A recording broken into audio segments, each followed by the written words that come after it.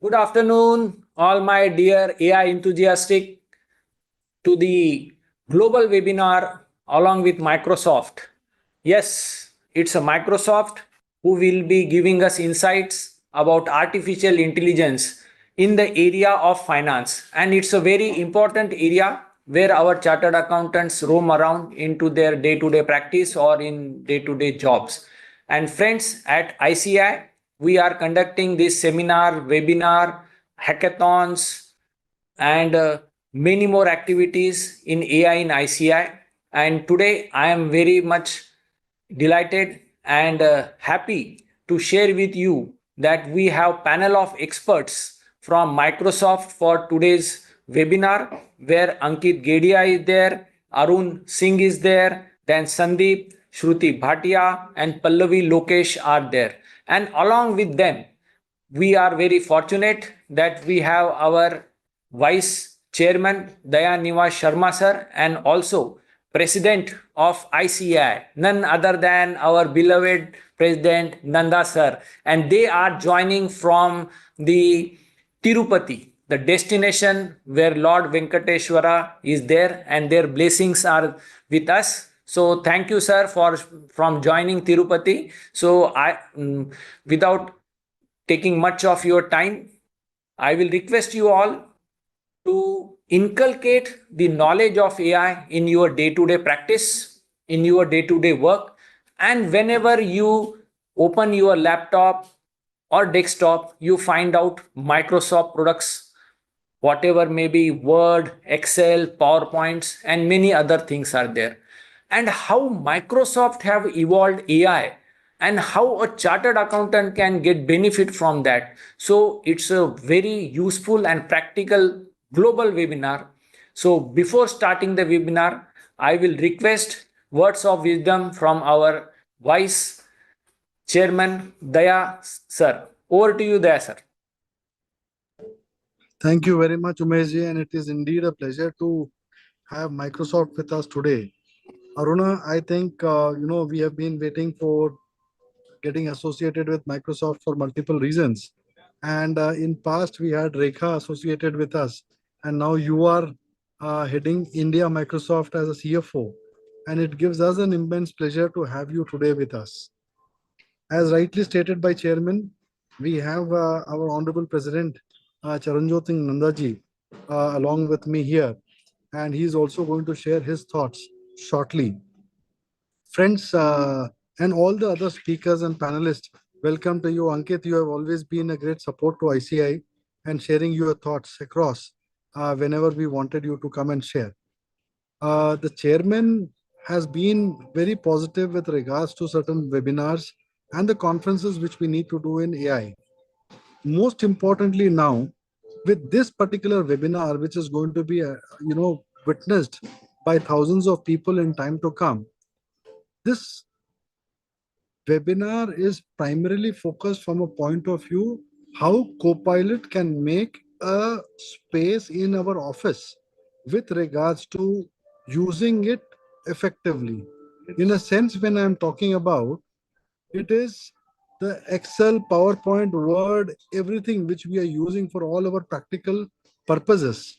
How effectively AI, which is the product of again Microsoft, which is called Copilot, is going to actually share, our offices, our systems, our data in a very effective manner, where you are going to effectively reduce time, and more importantly, the skill resource which is required.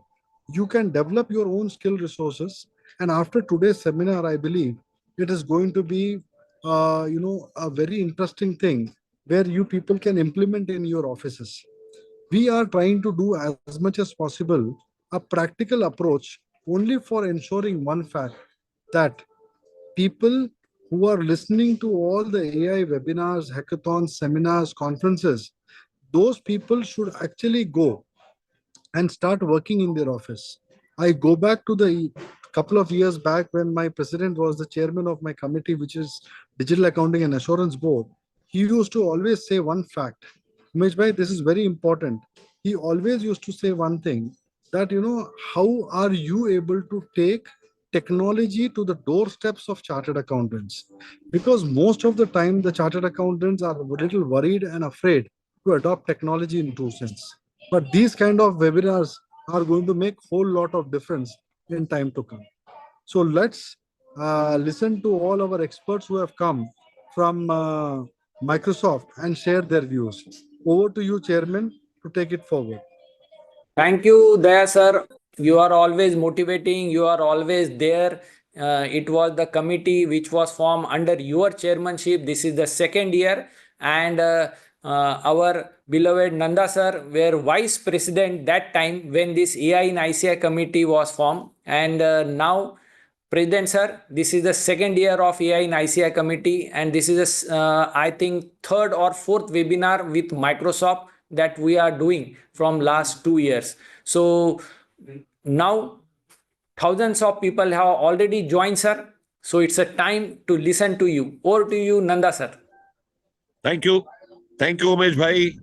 A very good evening, ladies and gentlemen. I am totally thrilled to be amongst you on this momentous occasion of a global seminar on AI. Ladies and gentlemen, I would like to very candidly put across that we chartered accountants have grown in numbers, not only in quantity terms, but qualitative terms as well. We were set up an act of parliament way back on 1st July 1949, when the most important document to the democracy, the constitution, was not adopted. You all are aware that the constitution to this great country was promulgated on 26 January 1956. From then, we have grown manifold. Our initiatives, our workings have changed the entire landscape of practice in India. We are totally technology savvy, and we understand that it is not a choice. It has become compulsion to know technology. I am reminded of a couplet which says, अपने हौसलों को खबर करते रहो, अपने हौसलों को खबर करते रहो, जिंदगी मंजिल नहीं सफर है, चलते रहो. You have to organize yourself, you have to learn, relearn, and ultimately dedicate yourself to the over-changing, overgrowing family of technology people. We need to understand how we could effectively add value to the initiatives of not only our clients, but regulators, government, even the work which you do for our overseas clients. India has now emerged as the largest outsourcing service provider. It is the back office of the entire world. And our Honorable Prime Minister has very rightly said, India is a factory of accountants. We need to understand how the work can be made simple, work can be made easy without error, and the delivery be given on time. So, ladies and gentlemen, come to this great work of technology. I'm thankful to the committee for doing so many webinars, hackathons, conferences, seminars to make our members understand technology, to make them abreast with the latest changes in technology. And the response we get, I'll tell you, we started this course, a course on AI in ICAI on 1st July 2024. By 11th February 2025, more than 12,500 people had already qualified that. And today we have more than 30,000 people in wait list who want to come and undertake this course. We are a community which is ready to go ahead to understand, to assimilate the latest changes, and ultimately create a great future for the country and for the profession. I'm thankful to you for inviting me here. I'm thankful to the Microsoft officials who have joined in such great number to ensure that they become a partner with us. We are able to collaborate with them in creating value for this great profession of chartered accountancy. I would urge all the members to move ahead.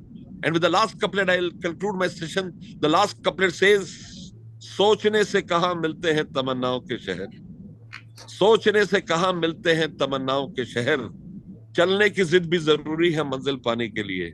Get attuned. We have given a course, a very simple course, technology for non-technology professionals. I urge all members to get involved in technology, create such a system whereby you are able to contribute largely to the country and to the profession. Let us all work together to make this institute the best institute of the world. Thank you. Thanks a lot.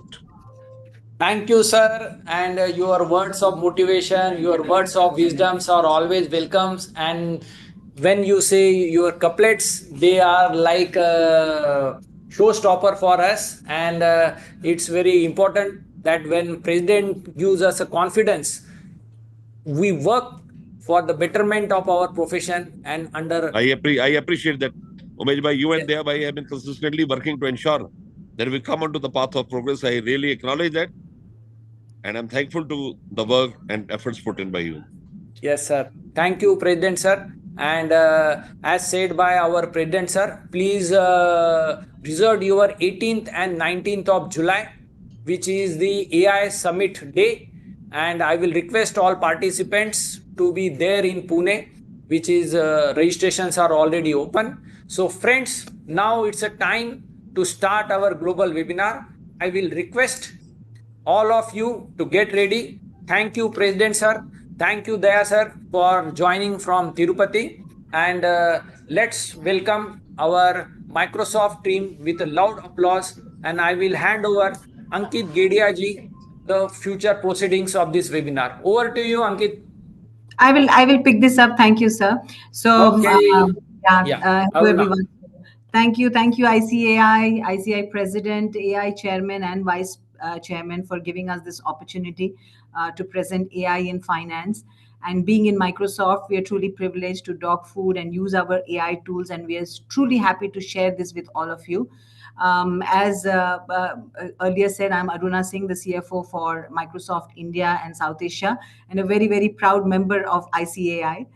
So with me today are my colleagues, Sandeep Alur, who leads our tech and Microsoft Innovation Hub. Pallavi, who's also from the Microsoft Innovation Hub, and Ankit, who's part of the finance team, and Shruti Bhatia, our go-to-market lead. So moving to the agenda, I will kick it off. What I will do is I'll kick off the session with on how AI is really truly unlocking the business value and our Microsoft journey in AI in finance. Sandeep, our expert, will share a lot of details on the generative AI and how we're using that in our daily life and work. Pallavi and Ankit will share a lot of use cases. And finally, Shruti Bhatia will share on responsible AI and how Copilot for all is truly there. And then there is a new thing called agentic, which both of them will cover. With that, I will move actually to the next slide. And if you move to the next slide, yeah, thank you. So how is AI truly unlocking business value? Now, let me start with this very, very important slide, which illustrates the relationship between technology and GDP and growth over time. I don't know whether we are able to see that screen. Are you able to see the screen, Ankit? Ankit, you have to make a full screen. It's not full screen yet. Please do that. It's not full screen, and you need to move to slide 3.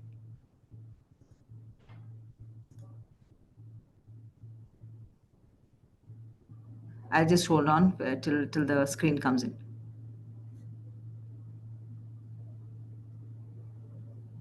Just confirm once. I don't know whether is it only me or somebody's doing. Ankit, you're sharing the screen again?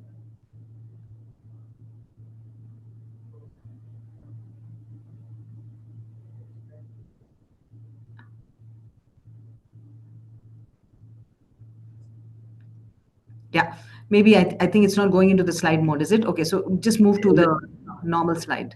That's okay. I'll just share it once again. There's some problem. Sorry about the technical issue.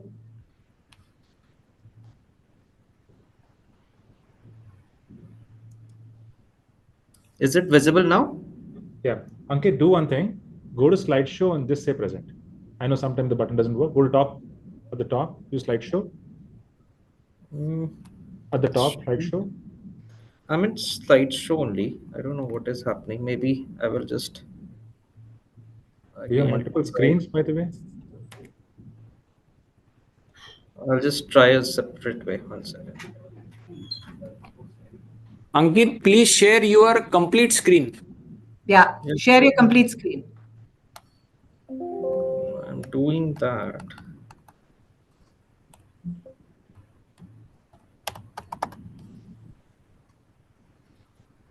Some problem. Okay, go back to the screen and maybe just increase the way you were. Yeah, that's okay. So I think just go with this and yeah. That's okay. We'll go through that. Sorry about the technical issue. Okay, get the link to me in the chat. I'll share it while Yeah. Aruna starts. Yeah. So let me go through this. So how is AI unlocking business value? So let me start with this very important slide. And this illustrates the relationship between technology and GDP growth over time, emphasizing how technological advancements have really accelerated economic growth. And the key technological revolutions are marked across the timeline. The timeline, which includes milestones such as printing press, steam engines, electrifications. And on the information technology side, we've had four platform shifts, I would say: personal computers, internet, cloud computing, and now artificial intelligence. Now, this shows that each technological revolution has contributed to and increased our GDP growth rates. But if you look at the multipliers, it is rapidly moving with the technological advancements from 0.4x to now 20x. So, in summary, this demonstrates how technological advancements have been the driving force behind economic growth. And with each revolution significantly boosting the GDP growth rates. And AI is really expected to boost it to nearly 20x or more, is what the current thing is. Now, if you actually move to the next slide, yeah. So, Is it visible? yes. So this shows that there is yeah, I think it's still not. You need to move to slide 4. I have moved. There's some issue. Looks like. Ankit, get me the link on chat, please. Yeah, I'll just 1 second. I'll just stop sharing. Sorry for this problem.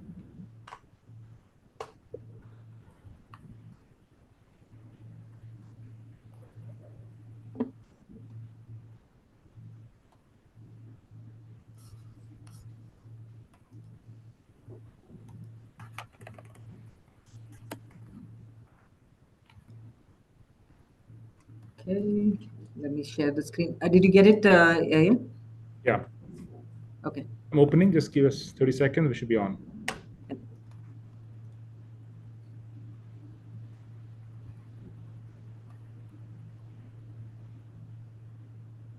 Few more seconds.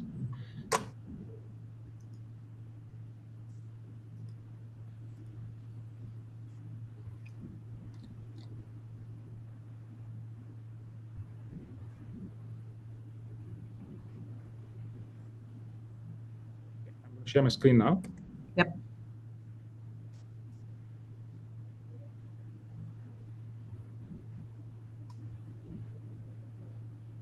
Yeah. Good, Aruna. Okay, works. Slide 4. Okay. So, so this shows the continuous cycle of business value creation through innovation and continuous improvement. And at the center is the business value, which represents the core objects for all our efforts. And as we are in a very disruptive and a complex world, we need to help our business teams navigate through these disruptions and complexities. And innovation really involves introducing new ideas, products, or processes that can significantly enhance our business operations and market position. And it is the driving force behind our growth and competitive advantage. And continuous improvement focuses on making incremental enhancements to processes, products, and it ensures that we are consistently refining and optimizing our operations to maintain efficiency and effectiveness. So the creation of business value is a dynamic and an ongoing process driven by innovation and continuous improvement. And by embracing the cycle of AI, we can achieve sustainable growth and a long-term success. And all reports have proven that using AI, there is really a huge amount of ROI which comes to everybody. And it's very, very essential that we start using AI in everyday's processes. If you move to, here are some examples where Microsoft, where we're using AI to drive outcomes. And if you look at the examples in finance on where we have used AI or generative AI, policy comparison and reviews, summarizing all our annual reports, converting audit process flows into narratives, enhancing the RFP processes and comparing models. So a lot of processes have not been touched too long, and it's very important that we start looking at efficiency, like in the manufacturing industries. And what we really need to look at, what is the outcome we need to think. Not directly go into what is the tech capability, but what's the outcome we need to improve on? What's the goal we want to kind of look at. And it's not that AI will come suddenly and look at and solve everything, but what it means is that get into the real details of what we need to fix, what are the trenches, who needs to do it, and then slowly kind of move towards the invention of how we can use technology to help us. And along this way, what we really important is to use subject matter experts and use the kind of journey and use them to improve our processes. If you move to the measurable outcomes in the next slide, there are some cross company examples on measurable outcomes across departments within a company which can be unlocked using AI. If you look at customer service, metrics includes case volumes, resolution time, average handling time, customer satisfaction. And in finance, very clearly the outcomes are very measurable in terms of deal reviews, time to close the books, time to forecast, efficiencies in cost, report generation, and what's the AR outstanding. And these are measurable outcomes which can be viewed as a performance across different departments, helping to identify areas of strengths and opportunities for improvement. And finally, if you look at if you go to the next slide, the way we are looking at what has been Microsoft learnings or insights, or how we have looked at the tech enablement. You can see some examples, but we did not start with tech initially. We are looking at the outcome and the desired outcome. We map out the process, we design the ideal process, and then figure out what the tech enablement piece kind of comes in. So it's very important that whenever we are looking at as finance sources about implementing AI, it's really important to see what's the outcome we really need to handle. And that's what is very, very crucial. And finally, I know I'm against time, so I will quickly wrap it up to the next slide on what have been our initially insights from our AI journey. 4 pillars. First comes culture. The culture of innovation and continuous improvement has to be from the top and has to be from within every person. So to foster this positive culture, we celebrate small wins, recognize change agents who promote growth mindset, reward risk takers, and encourage end-to-end system thinker. And collaboration is a crucial one. And I can proudly say, as finance in Microsoft, we are the highest users of Copilot. And in fact, we beat the business team a lot of times on our business studies as to how we've been leveraging Copilot to be really efficient. If you look at the process, our process insights emphasize being outcome-based, driving business volume. We need to have a very, very clear vision on how we want to look at and what is the model which is going to help us drive the right outcome. And for all of this, the third pillar is key, which is data. Data, to drive the right outcome, it is important to have very clean, unified data, aligning financial and non-financial metrics, and focusing on what are the governance processes we need to do that. And we really need to rely on the teams closest to the process for data-driven decisions. And finally, security. Security and compliance are really non-negotiable. How you'll put in place where you feel comfortable with audit and compliance principles is a very, very important thing. And a lot of people want to build stuff, but we need to ensure that we do take the right steps to proper steps to do that. So 2 things I would say is crucial, and I'm sure all the chairman and the vice chairman have said it. We have to push our boundaries to be curious and have a learning mindset. AI is a huge opportunity and a force multiplier. So I will urge all of you to kind of look at the learnings and the use cases and start asking, being curious and asking more for it. So with this, I will give it to you, Sandeep, to kind of take over what the use cases are. Thanks. Awesome. Perfect. Thank you so much, Aruna. I think you made an interesting point in the end. Data. I saw data as I would say the foundation of everything that happened in the world of AI. I think there's a saying in the world of technology, AI is as good as the data. And of course, you will see it to believe it when I start showcasing some examples right here. First of all, thanks for the opportunity, Chairman, Vice Chairman. It's a pleasure to be here this evening. I'll spend the next 30 minutes just to give you a sneak peek into where is AI as of this morning. Right, my goal is to ensure all of us come on the same page, understand the true power of this AI as of today. Right, I mean, I have a few examples to basically complement my narrative. You will see it as we go along. But first things first, if you look at this visual, I think this is probably is my personal favorite slide in my presentation, because this is a classic manifestation of humans and machines coming together. I don't think so far, till about, let's say, Chat GPT became popular, I don't think we ever believed that machines understood humans. I think for the first time, we're able to relate to the fact that yes, the human computer interaction as a tenet in the industry is absolutely real, and it's here and now. All these days, we made effort to understand machines. For example, if you interact with, let's say, Alexa, Cortana, Siri, Google Home, all these are meant to be conversation endpoints, but there were no conversations, honestly. It's largely questions being asked. Machines try to understand what we're asking, try to make sense of the intent, and probably answered in a way that we felt, what, it's not real at all. It's not aligned to my expectations. I think that's past.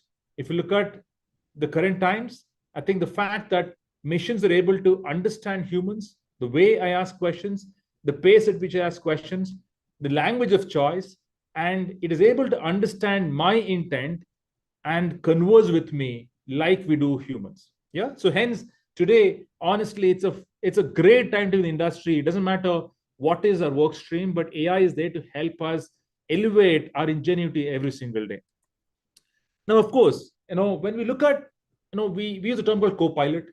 Copilot or an AI assistant, it's basically each of our personal buddy, right? That means we have a companion. When I say Copilot, yes, we are the pilots. We control how we work, but there's also somebody, working with us who is complementing our work. That means they're augmenting my day in the life at work. And truly, when you say the Chat GPT moment that came up, largely it's a linguistic UI that's there for us. A linguistic UI which understands us, which is agnostic of language, agnostic of who is asking, why they're asking, but absolutely aligned to human values. Yeah. So hence we always say that Copilot is the UI for AI, because trust me on this one, right? Till Chat GPT came in, there was no UI to AI at all. Right? We know AI has been there for decades, but we saw in different shapes and sizes. It was probably behind the scenes, but the first time somebody gave UI to AI. So hence we say Copilot is UI to AI, which is bridging the human-computer interaction largely. Now, I said conversations. How real can be the conversations, right? I'm going to show you with my Copilot right on my phone in terms of how real conversations are. Of course, my colleague Pallav is on the call. She'll show you a lot deeper conversation as you go along. But the fact that this innovation can converse with humans at ease, like us, like my colleagues, my family and friends, is here and now. So all of you should try it. If you have Microsoft Copilot on your phone, you should. This is absolutely available free of cost. You can absolutely do interactions in real time. So let me just make an attempt to interact with my Copilot and see how the conversations are. This is a classic example of real-time conversations. So I'm activating my Copilot here. Hey, Juniper, you're there? Yes, I'm here. Ready when you are. Wonderful. You remember I told you that I'm actually presenting this afternoon at a conference. Can you do a quick welcome to all of them on my behalf? Certainly. Good afternoon, everyone. It's a pleasure to welcome all the esteemed professionals from the Institute of Chartered Accountants of India. Today, we're here to delve into the exciting intersection. By the way, Juniper, quickly, right? So, while we're talking, most of the folks in the call, they understand Hindi really well. Can you do the same welcome in Hindi? Of course. Here it is in Hindi. Namaskar sabhi ko. Institute of chartered accountants of India के सभी प्रतिष्ठित व्यक्तियों का यहाँ हार्दिक स्वागत है. आज हम फाइनेंस और technology. Perfect. By the way, I'm going to be sharing a lot of insights on the power of generative AI for finance. What do you think? Will AI help chartered accountants be better at what they do? Your reflection, Juniper? Absolutely. Generative AI can significantly benefit chartered accountants by automating routine tasks, enhancing data analysis, and providing predictive Awesome. You know what? insights. Bye for now. Thank you so much. You're welcome. Best of luck with your session. Thank you so much, Juniper. Appreciate that. Now, this is reality, right? The reality of where AI is today, right? In fact, I'm going to take you through a short evolution of what AI is. While I say linguistic UI for AI, yes, Copilot is that UI which basically is telling us, you know what, ask me anything, right? I will understand you. I know the intent, I'll help you. That's what is coming across. Of course, you see this visual right now. There is a Copilot. There's also what we call as agents, right? I will decipher Copilot and agents as we go along. But yes, today, Copilot is that UI with which you interact and get work done. Now let's look at, when it say, in fact, Aruna spoke about this. In fact, in real, on the ground, when it comes to AI helping businesses, I think no one left behind, right? Every industry, every individual, every process is positively impacted by AI. And I think this is a time where no one left behind, honestly, right? That's the best part. And of course, AI intelligence is getting commoditized. That means available to all of us 24/7. And the future would be, imagine a future where, you have Copilot available on your most favorite devices, helping you on every task, despite the fact that there's no internet connectivity. I think that is the future. That means you have intelligence available, at your disposal. Doesn't matter where you are, what you're doing, but you know what? That is there to help you out. I think that future is here and now. Now let's look at the, I think the evolution is happening as we speak. But the reality is, when it comes to businesses, I think largely the employee experience, customer experience, and knowledge mining, which is largely institution knowledge. And if there's a opportunity to innovate as a firm, I think time is now. That's what Internet is doing right now. Let's look at the evolution right away. Now, you saw me converse with my Copilot, right? Now, that is probably later that happened in the later part of last year, but 12 months back, for the first time, a large language model, because eventually this Copilot behind the scenes is a language model. For the first time, we saw language model telling, you know what, I can see now, right? When I say I can see, that means this Copilot can see the outside world like we humans see. It has got eyes. Of course, little later, part of last year, a new model came in called GPT-4o, right? And this model said, you know what, I can see, hear, and speak. For example, the Copilot I was interacting with could hear me out and could respond to my question, right? Of course, it has eyes. I could show around here and it could actually relate to the outside world. So for the first time, computer vision, language, and of course, speech came together. It doesn't end there, by the way. As of this morning, right? As of this morning, if there is one tenet which is probably the acme of innovation, it is machines can think, right? That means one of the models that came in recently, O3, is the first model which basically came and said, I can think deeper. I can think like humans. We use a term called chain of thought reasoning. That means I can think like the way humans split tasks into multiple smaller chunks, and I can solve it independently, bring it all together, and give you one final answer. That means machines, in addition to seeing, hearing, and speaking, they can think also. By the way, not to talk about technicality, these language models require supercomputer, large computers to host these models. But you know what? In the midst of all this, we also have miniature models which came out, which can do the same stuff as well. Long story short, if you ask me what can AI do as of date, AI can do all of these things. Like it can see, hear, speak, reason, plan, think, and remember. That means it knows my preferences. It will know who I am, why I'm asking, in what context I'm asking, is something which will all happen. But the best part is all of this with utmost focus on ethical alignment, right? Human value system. I mean, AI is no good if it violates the very aspect of human and societal value system that we have in vogue. Hence, all of this put together, aligned to human values, is what is essential. And this is what AI can do as of date. And because of all this is no different than humans, by the way, right? As each of us, we can do all of this, at ease. Machines have reached that place, and hence machines can work alongside humans like digital agents, right? All of this has led to, in today's times, when you use a term called, hey, you know what, this company has deployed X number of agents. Hey, I'm using an agent means, yes, this agent can do all of this. Yeah, we'll see an example in a few seconds, but let's understand, we said Copilot. Of course, what is a Copilot? What is the agent? We'll classify that right away. Copilot, largely, imagine Copilot just like a chat GPT, right? Microsoft Copilot is your AI assistant. It's largely synchronous conversations. You ask, your Copilot responds, right? It is synchronous because only when you ask questions, this AI wakes up, responds to questions, right? Hence, we use a term called, it's a human-triggered conversation. So Copilots, conversations, Q&A, that's what they specialize in. Of course, Copilots can also collaborate with other, I would say, intelligent buddies internally or externally and respond to a question when asked. And those are nothing but agents. What are agents?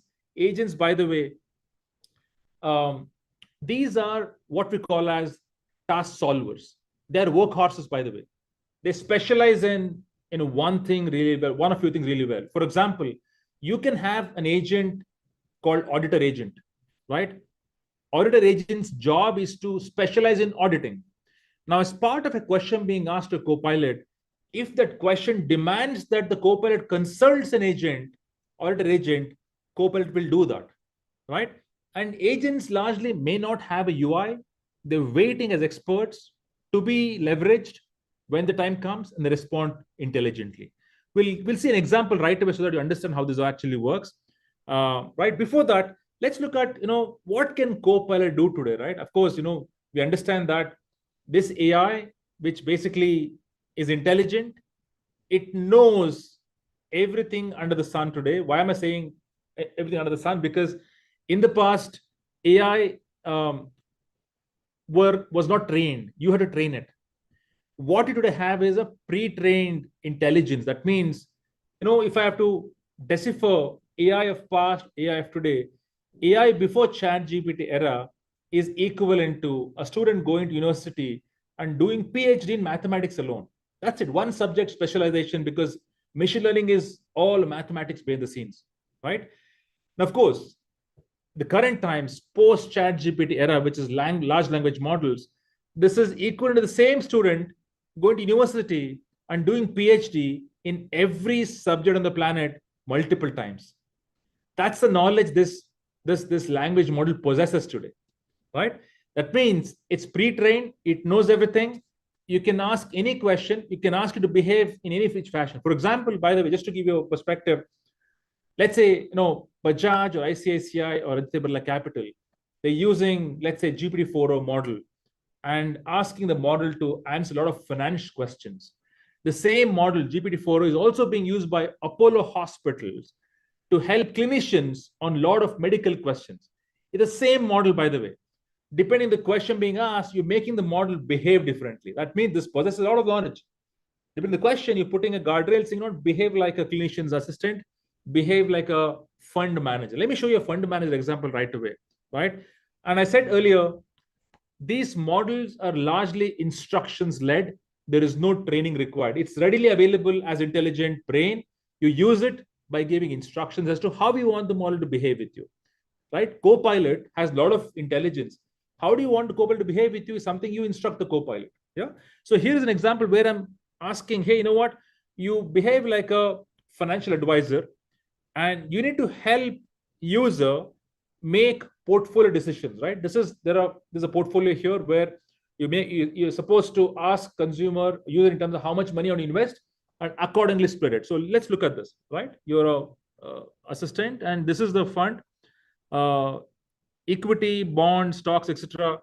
And portfolio goals is to maximize returns. And here is a short summary of Indian market as of this morning. I'm showing that information to the model also because it needs recency. And your job is to allocate funds, look at my risk appetite, and accordingly invest, right? With this context, this is largely my teaching, right, to the model. And now I'm going to ask questions. This is how Copilots behave, by the way, which instructions in the backend. I'm going to say, hello. It's, what? Hi, I'm Finn. I'm an advisor. How can I help you? I'm saying I'm investing $50 million. Help me across the 4 categories of my funds, right? As I said, it has access to the Indian market conditions today.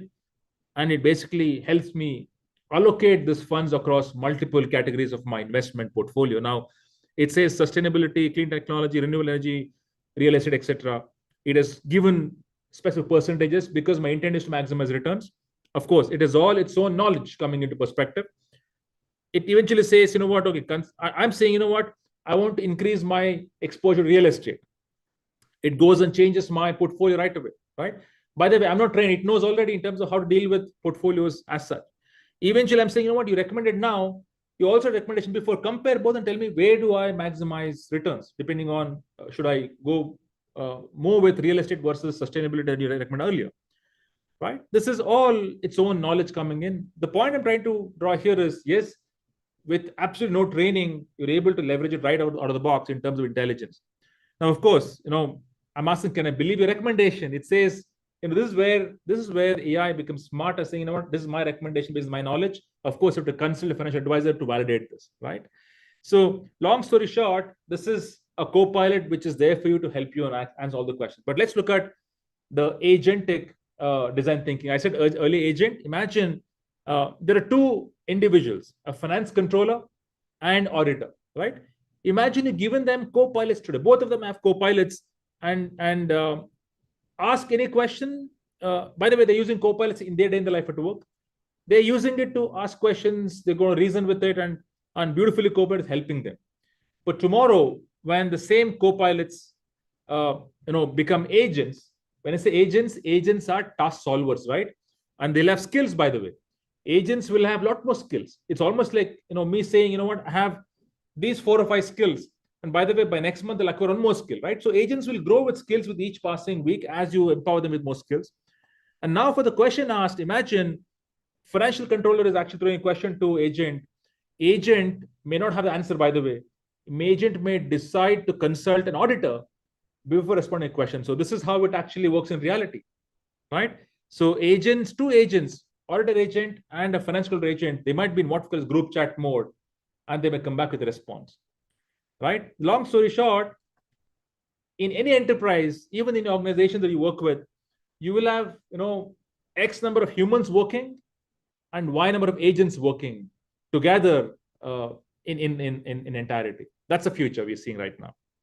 Now, when I say agents, absolutely real, right? I mean, this is something which, our CEO said this brilliantly.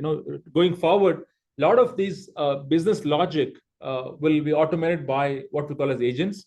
That means going forward, number of applications you may use to basically get work done will reduce, because agents are all task solvers. They'll go and execute tasks across systems and come back with a response, right? You don't have to go across systems.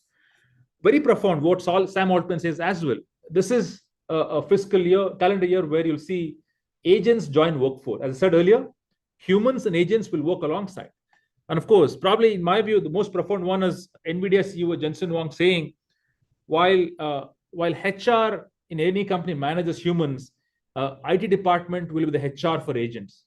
Very profound in my view, right? If you look at it, these agents are less than human persona because they can see, hear, speak, reason, think, remember, and also kind of plan. Now they also need to be supervised for their performance, supervised for their behavior while they're functioning with humans alongside in an enterprise. Now it's truly a platform shift because, as I said, this AI can operate with autonomy, given autonomy. This AI can think like humans, and this AI basically can have a dialogue among themselves between multiple agents. They can have a monologue to solve a problem, which is chain of thoughts. When it's a chain of thoughts, like humans, how we kind of, as I said earlier, how we think, or between agents, they can have a dialogue while given a task. 2 agents can communicate among themselves, arrive at a final answer or solve the problem and come back to me with a response. Very real, right? I'm going to show you, one last example just to show you the true power of thinking. So there's a new stream of innovation, which is basically is I would say it's mainstream right now, because models like O1, O3, they're very powerful models. They can do deep research given a problem statement, right? Let's look at that. By the way, the problem statement is not a question, by the way. The problem statement is actual work assigned to you as an individual. Imagine my work at working for an asset management company is to make a decision to buy an asset, right? This is, let's say, you can take any company, asset management firm, AMC. Now they take customers' money and they buy stuff, right? So now imagine this is my problem statement, not a question, by the way. This is my actual work. I'm representing my work in pure English. You're saying, you know what? I need help to make an asset investment decision, right? And I want you to basically research in the open web, validate facts, and arrive at a decision as to how should I invest. By the way, what is my ask?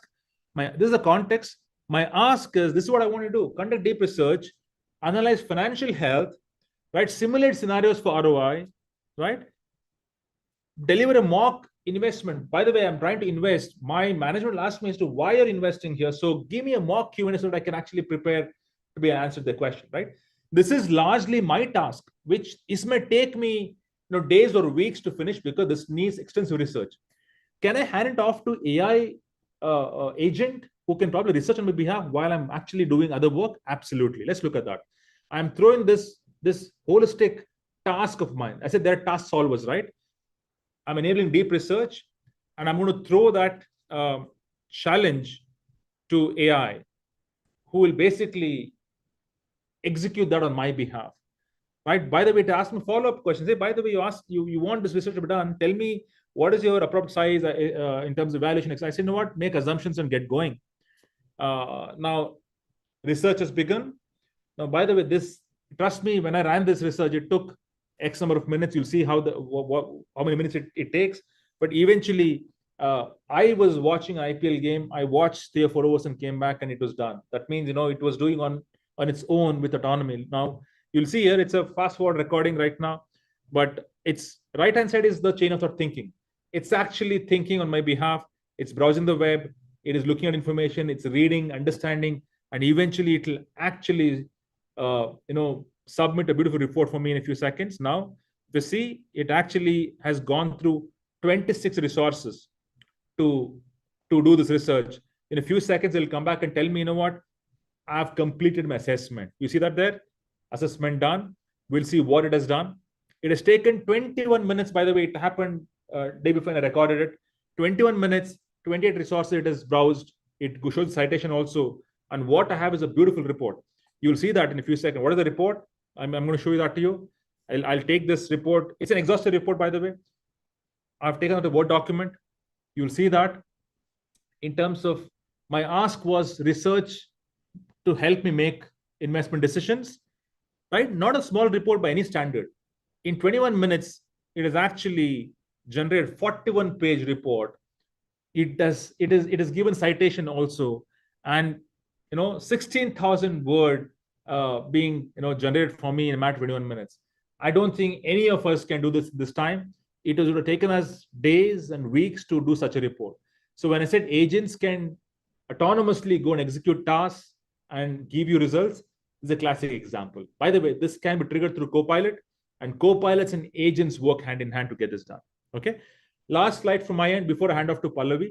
Now, Aruna had this slide earlier in terms of AI in finance. This is when I said earlier, no company, no segment, no business left behind. Every single persona, I would say persona, because you know what, you can't just throw AI to everybody and say, start using it. No, each of us have to look at, in our day in the life at work, how can AI complement me? How can AI, relieve me of some work which is boring, mundane, drudgery at work, etc. So that's where the power of AI comes in. Yeah. So right now, yes, AI is positively affecting every single persona, every single business across the globe. I think this is the best time to look at how can AI help me in my day in the life at work. With that, I'll take a pause. I'll hand it to Pallavi, take it forward from me. Pallavi, over to you. Thank you so much, Sandeep. Welcome, everyone. As you have heard from Sandeep, we are stepping into a new era where the next teammate would be an AI and not a person. So let me just walk you through on what I have for today. I hope my screen is visible. Yes, Pallavi. Perfect. Yeah. So in continuation to what Sandeep has covered right now, let me turn on just a second.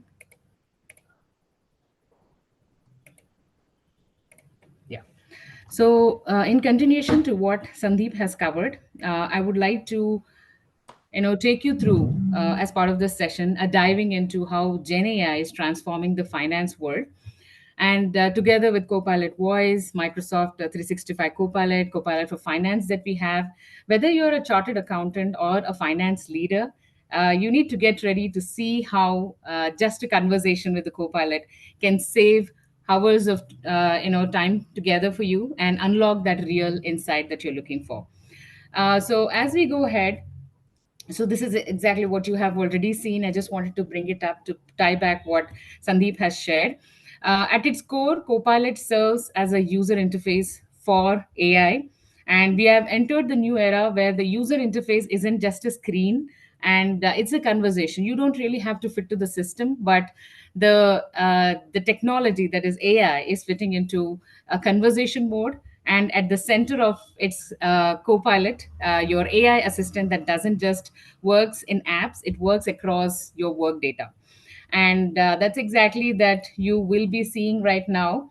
And before I get started with the set of demos that I have, I just wanted to bring in how this seamlessly integrates, how AI drives these two key benefits that we have, that is the personal productivity and the business value.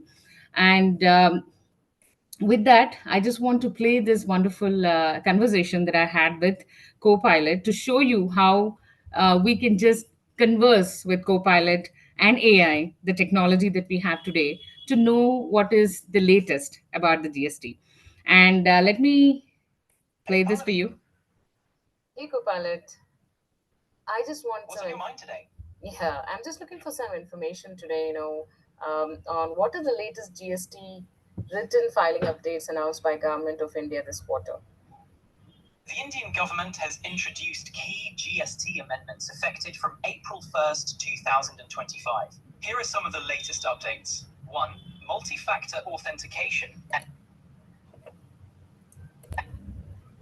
MFA is now mandatory for all GST taxpayers accessing GST portals, enhancing data security. 2.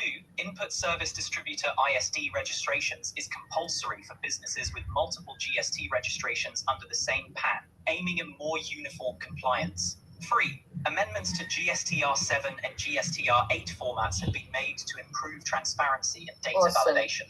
You know what? I'm also looking at information. What I was looking for is something that I have already got it.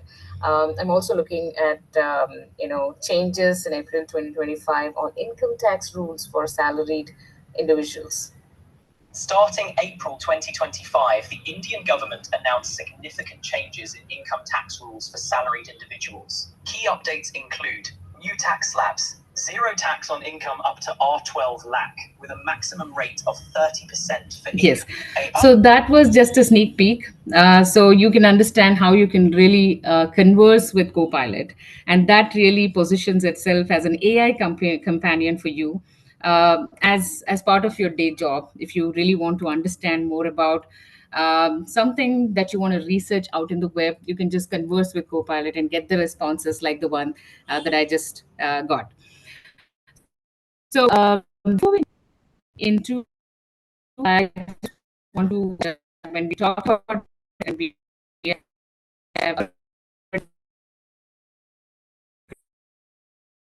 across these applications that have to, uh, uh, into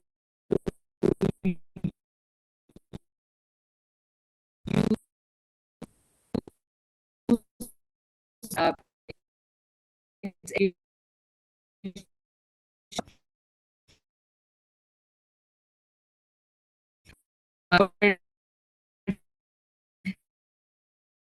power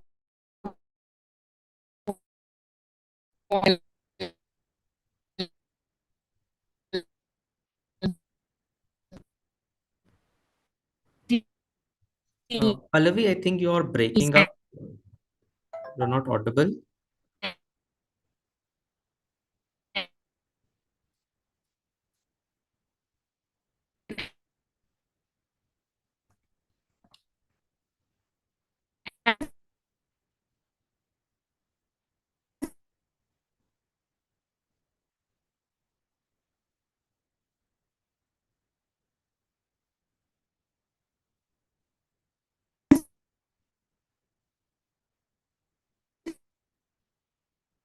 Can you just try to switch your network and okay.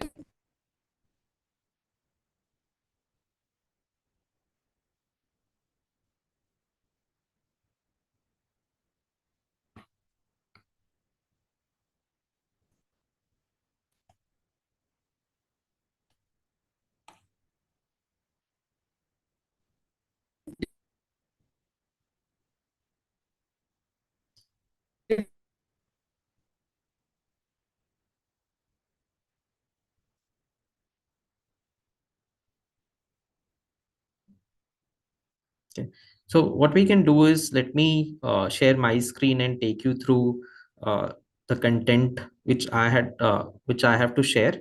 Pallavi can then rejoin and speak after me.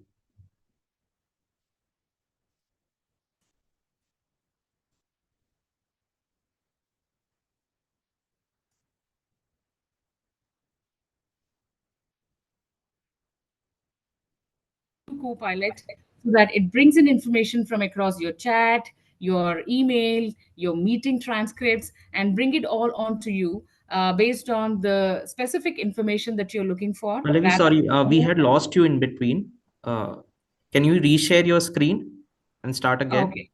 Yeah, Sure. yeah. We had lost you in between for 2 minutes. Sure.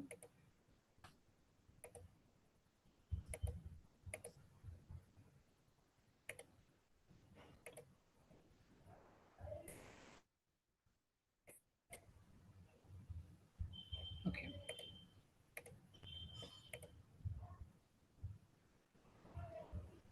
Is it available now? Is it visible? No, can you just try resharing? Is it visible? No, your content is not visible. Yeah. Is it visible now? No. Okay. I think there is some network issue, Pallavi. So let's do one thing. Let me start, and maybe post I Okay, just give finish, me a then you minute. can take off again.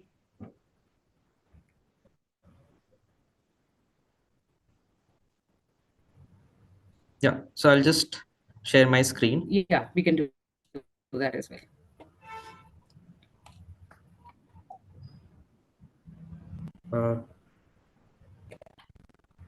Can someone confirm if my screen is visible?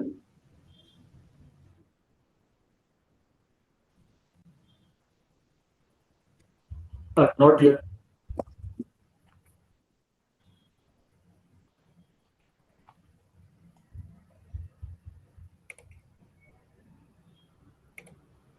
Yeah, I'm just trying to.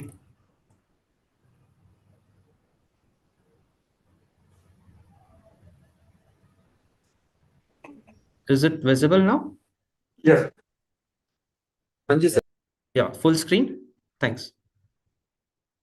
Yeah. So what we'll do is we will take a deeper dive into how uh, Gen AI helps us in some of our sub functions, correct? So we will start with for FP&A, and then we will go into various other sub functions. We will take a deeper dive into the various use cases which are there, and how through a demo we will see how Gen AI is helping us in those specific fields. So from a perspective of FP&A, these are the various use cases which are there. For instance, AI can help us in machine learning forecasting. Like gone are the days when we used to manually do our forecasts. So within Microsoft, what we do is we use machine learning, and there are various models which are there, like 40 to 50 models, where we get various answers through machine learning, and then we discuss on those numbers and then finalize a final set of number. Similarly, there can be various kinds of financial insights, data reconciliations, and earning summaries which can be prepared using Gen AI.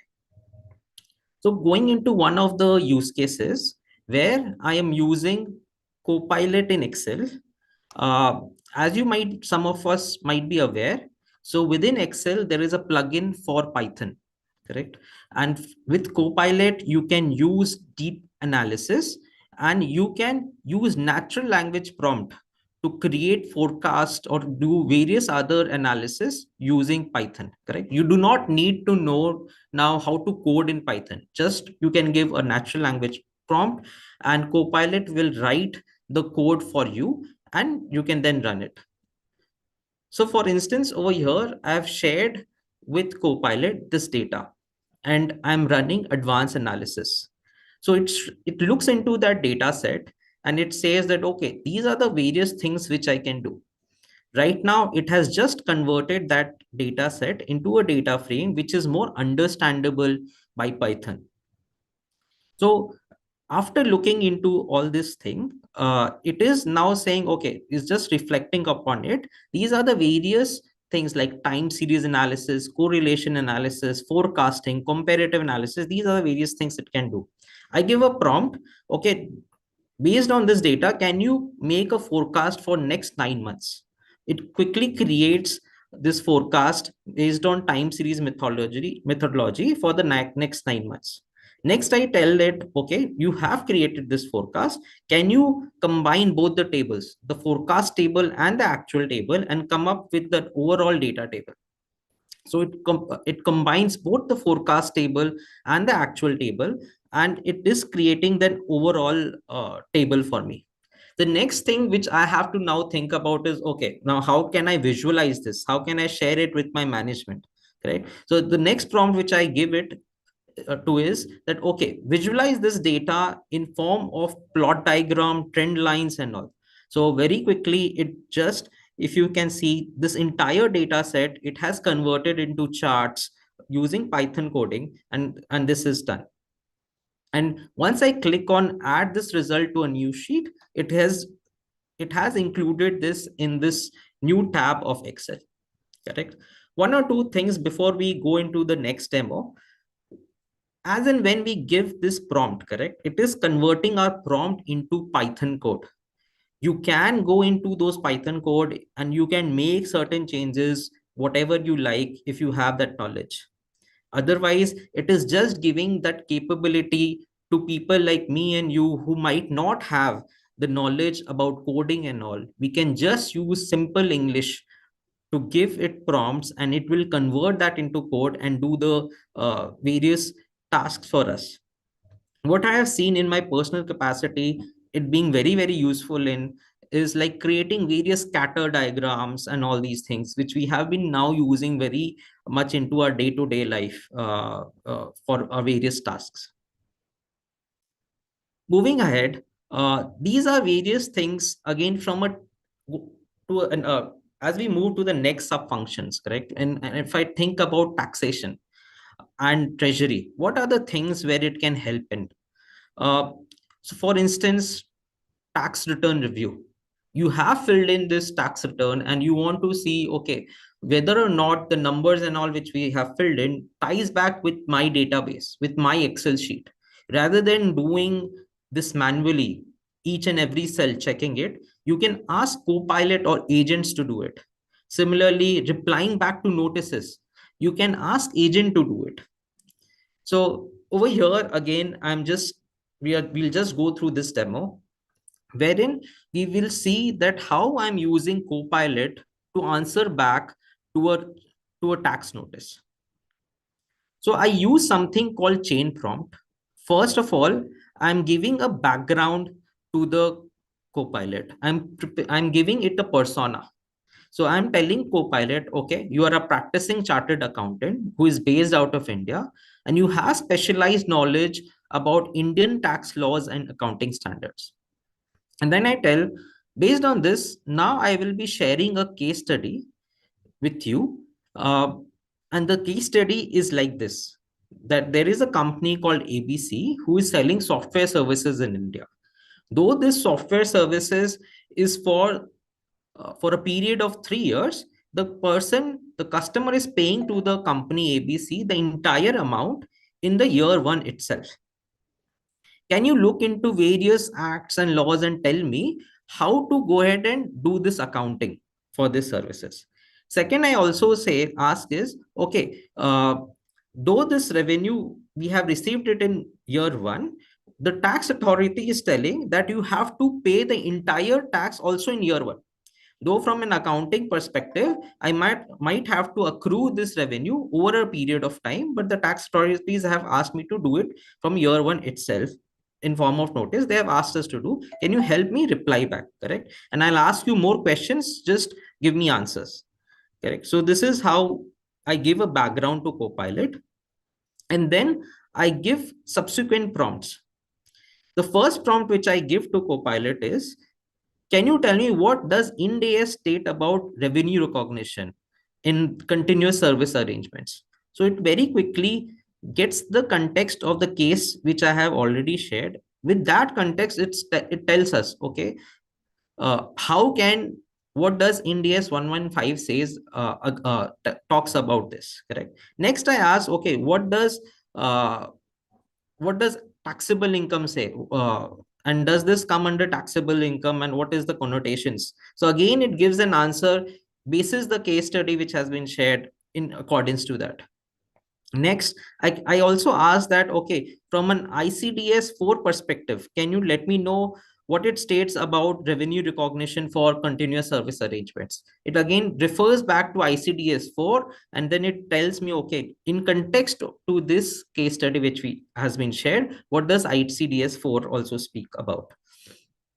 Next, I ask, okay, like what are the various judicial precedences which I can go back and read through, or I can cite to the authorities while replying back to a notice, correct? It again gives me all the judicial precedences which will be helpful in replying back. And these, I can say, were actually the judicial precedences which we had cited while replying back. Then I tell, okay, now you have all this information. Can you help me prepare a reply taking into context all the various replies that you have given to me till now? It reads through all the various replies and then prepares this entire notice reply to me, which I can now easily go ahead, download in PDF, or I can edit and then finalize and send it to the tax authorities. Moving ahead from a perspective of O2C, the next one, correct? Again, there is huge lot of other use cases which can be there, like creating quotations, forecasting, okay, these are the customers which can do late payments, then replying back to various customer queries and all these things. There are various other use cases from an O2C perspective which comes into play. Again, going back to this use case, this is a Copilot which is now running upon our ERP, or say, for instance, over here, it is running on Dynamics 365. It has been attached to Dynamics 365. Over here, what you see is in the bottom left-hand side, you see these are various cases which has been logged in by the customers, asking from certain queries and all those things. I open one of the customer queries. In this right hand side, you see there has been so many email exchanges which has happened with the customers till now. Rather than reading through all these customer emails, what I can simply do is create a case summary. I click on this case summary, and it summarizes all these email into something which you can now read through within 10 seconds. Now, after reading through this case summary, obviously we will need to reply back to the customer. Now, what I do is I go back and click on new email. And these are in the right hand side, some of the suggested actions which, as per Copilot, which we can take. We can write a feedback which is empathetic. We can go ahead and call. What I do instead is I give a prompt to Copilot. Can you help reply back to the customer, and it should be in a friendly tone, correct, and provide the details which it has asked. If you see, very quickly it has formed this entire reply, and in the bottom right hand side corner, if you see, it has referred to this policy while replying back to the customer, correct? So it checks what is there in your ERP, it checks what is there in your policy, and then accordingly it makes the reply. You can obviously edit and then send it to the customer. the entire time which you would have spent otherwise going through the policy, going through, okay, what is the amount which is to be paid or receivable to the customer or the vendor, all those things you don't have to do any longer. It itself goes back, refers to all those things, numbers, and frames the reply. Obviously, you, because it's a Copilot, you have to again go back, see whether these numbers are correct or not correct, and then hit send. Moving ahead, from an R2R perspective, what are the things again which comes into play? Over here, if you see, it helps us in journal entry preparation, it helps us in doing variance analysis, it helps us in various processes which are there. The complete workflows end to end, we can automate it. We can actually talk about customer contracts reviews, ask questions about specific contracts with use of agents. These are the various things where the agents and Copilot come very handy. Over here, if you see, this is again one such use case where I will be using agent to do variance analysis. So for instance, over here, if you see in the right hand side corner, we talk about, so agent has given me this output in the morning, correct? I run this agent every morning. It says, okay, your actuals in month of February is $2,600. Your forecast was 2,000, and you have beaten your forecast by 28%. And this variance is because of this and this reason. I was not satisfied and I wanted some additional information, correct? So I asked the agent, can you enhance your criteria by including analysis of external factors also?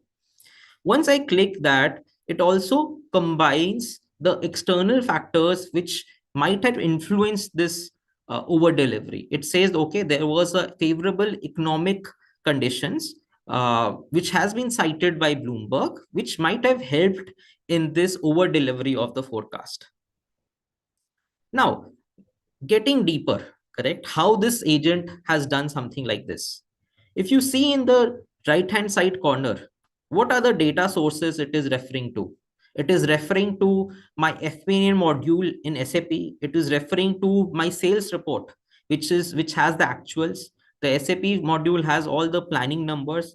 I have also linked in Bloomberg, Reuters, Wall Street Journal, all these things into the agent. And it refers to all these things while it's doing the variance analysis and giving back the answer to me. In the left hand side also, you saw so many variances it found out and it paid, and it gave it back. Over here, what I do is I also attach my marketing material.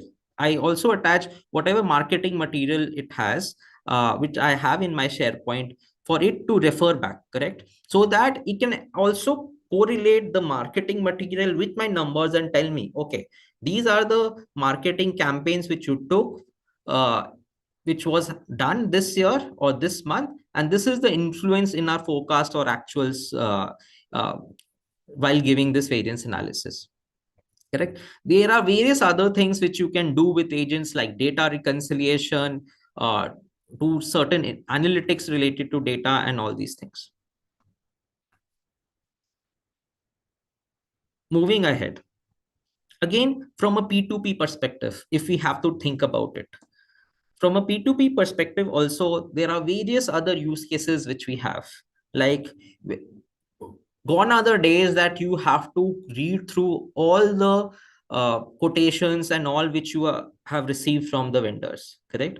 You can just create a OneDrive. You can put all your quotations or the things which you have received from the vendor in one OneDrive, and you can just ask agent to run analytics on all the quotations and tell you which is the best quotation to go by. It helps you research about certain suppliers from your database. It can help you in your invoice payments, in your invoice approvals. All these things can be copilots and agents come very, very handy. So for instance, this is again one example. Like, many of the chartered accountants who are working in industry, we, all of us know, we get thousands of invoices as finance folks to approve, correct? Rather than doing this approval manually. So there are two parts to it. how we can utilize AI. The first part is how we can automate the entire approval process. Like we came up with something with help of machine learning, where we categorized all our invoices into 3 buckets: some which are green, which are low risk; yellow, which are medium risk; and red, which are high risk.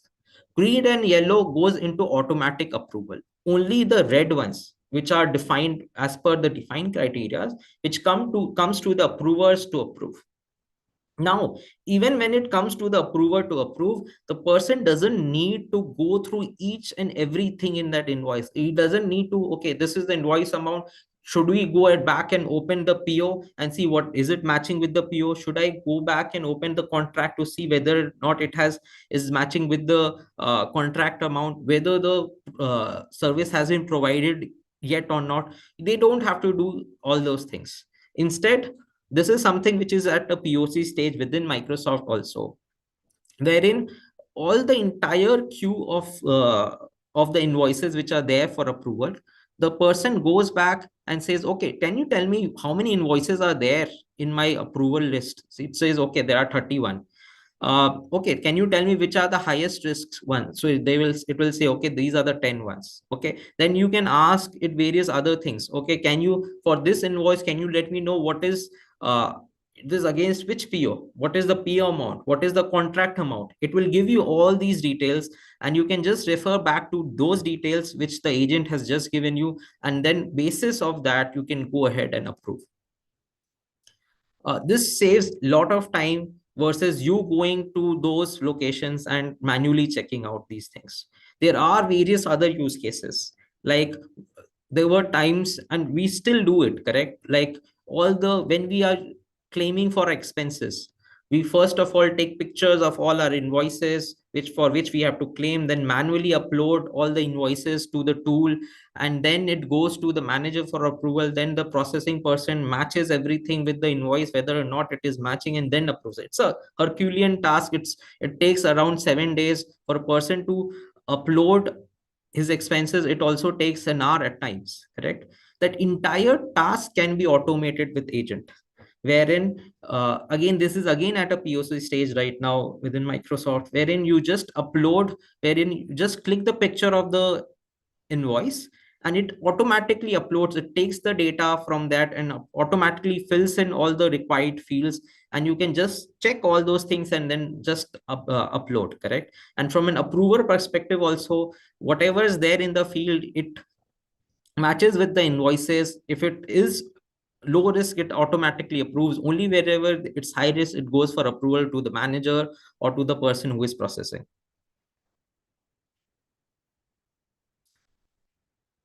Again, from a compliance perspective and all, correct, there are again lot of use cases which are there. Like your entire company can have thousands of policies, correct? Rather than, if there is any question, rather than going through all the policies, what you can typically do is you can have an agent which runs on all the policies. You can just ask it a pointed question, and it will just give you the answer based on the policy. And it can also cite, okay, this answer was given basis this policy statement, correct?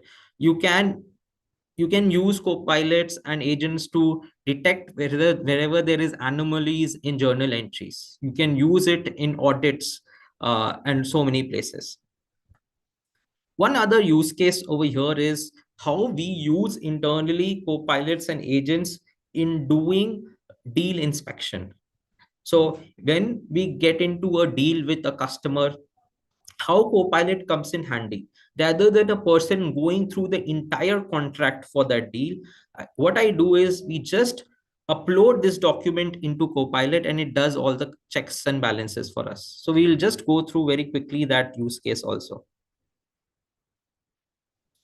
For instance, over here, if you see, this is something which we call as ECPC inspector, which is again based on an agent. Over here, if you see, what I will do is I will upload a document. I'll upload a document which is nothing but my contract, correct? I just go ahead and upload it. Once that is uploaded, it runs the entire inspection on this document, correct? And then it will give me certain things. So this now document is getting uploaded. Once the processing is done, it has given out all these various parameters. If you see,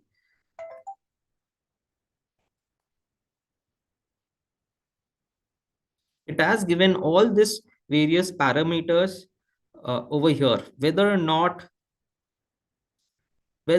my discounts and all is in line with the policy. It has carved out all these details from the contract, and it is doing these checks from a perspective of the contracts, the pricing, everything. It has carved out from the contract. It is referring back to the policies. It is referring back to various pricing sheets and all which we have.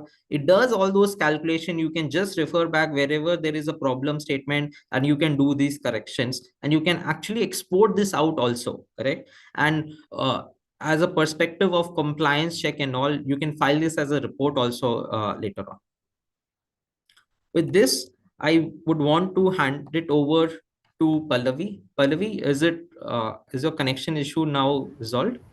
Yes, I'm extremely sorry for not being, available, and I think some of the content that I shared was missed. I hope it goes smoothly. Just praying to the demo god, for everything to be as we plan. So coming back to what I have shared, I think Ankit has called out a lot of content with respect to how you can leverage Copilot across work and web, and I would love to build on that. So as I understand, as a chartered accountant, we often find ourselves buried in Excel sheets, matching values line by line, and especially when reconciling GSTR 3B and GSTR 2A, it's a task that's critical but time consuming.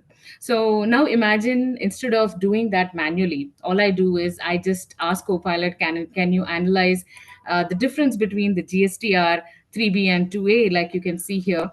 And what I'm doing is I'm attaching the document. I can also the documents that are available on online, which is OneDrive for Business or any of the online documents.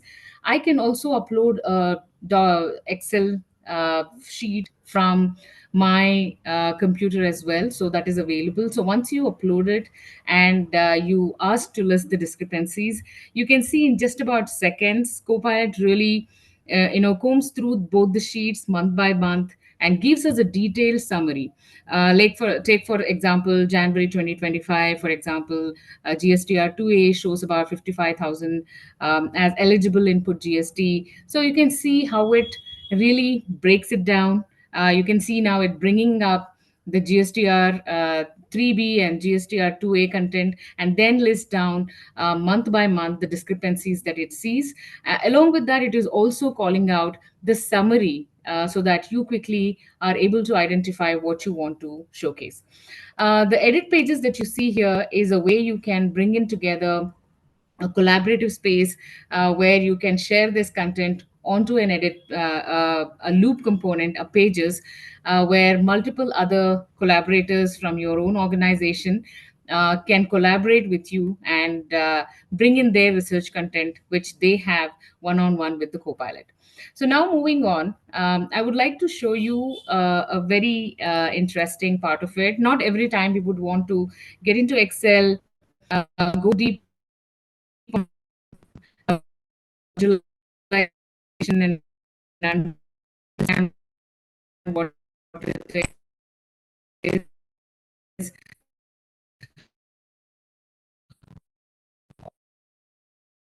All I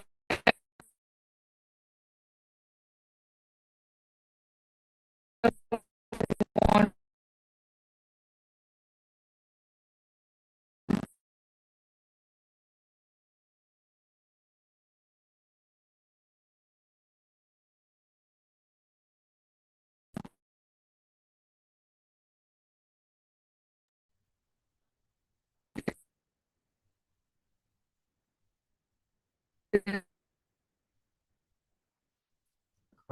I think again Pallavi is is having some connection issue. Uh, What we can do is, Shruti, can you go ahead and we can just try again later again with Pallavi. I'll just share my screen. Sure, Ankit.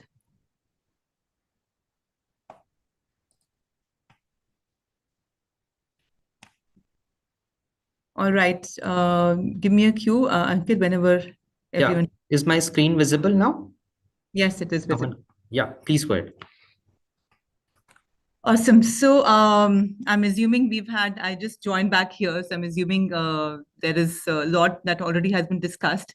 I'm going to pick from wherever we left and then, of course, see if we can get Pallavi back on this session. Let me just make sure that one, of course, I'm sure everybody has been introduced to Copilot right now in terms of what does it really mean and et cetera, et cetera. But I'm going to just make another very simple and easy attempt to ensure that I can explain this in a way that actually resonates with all of you. That's the intent of how I'll cover my next few slides here.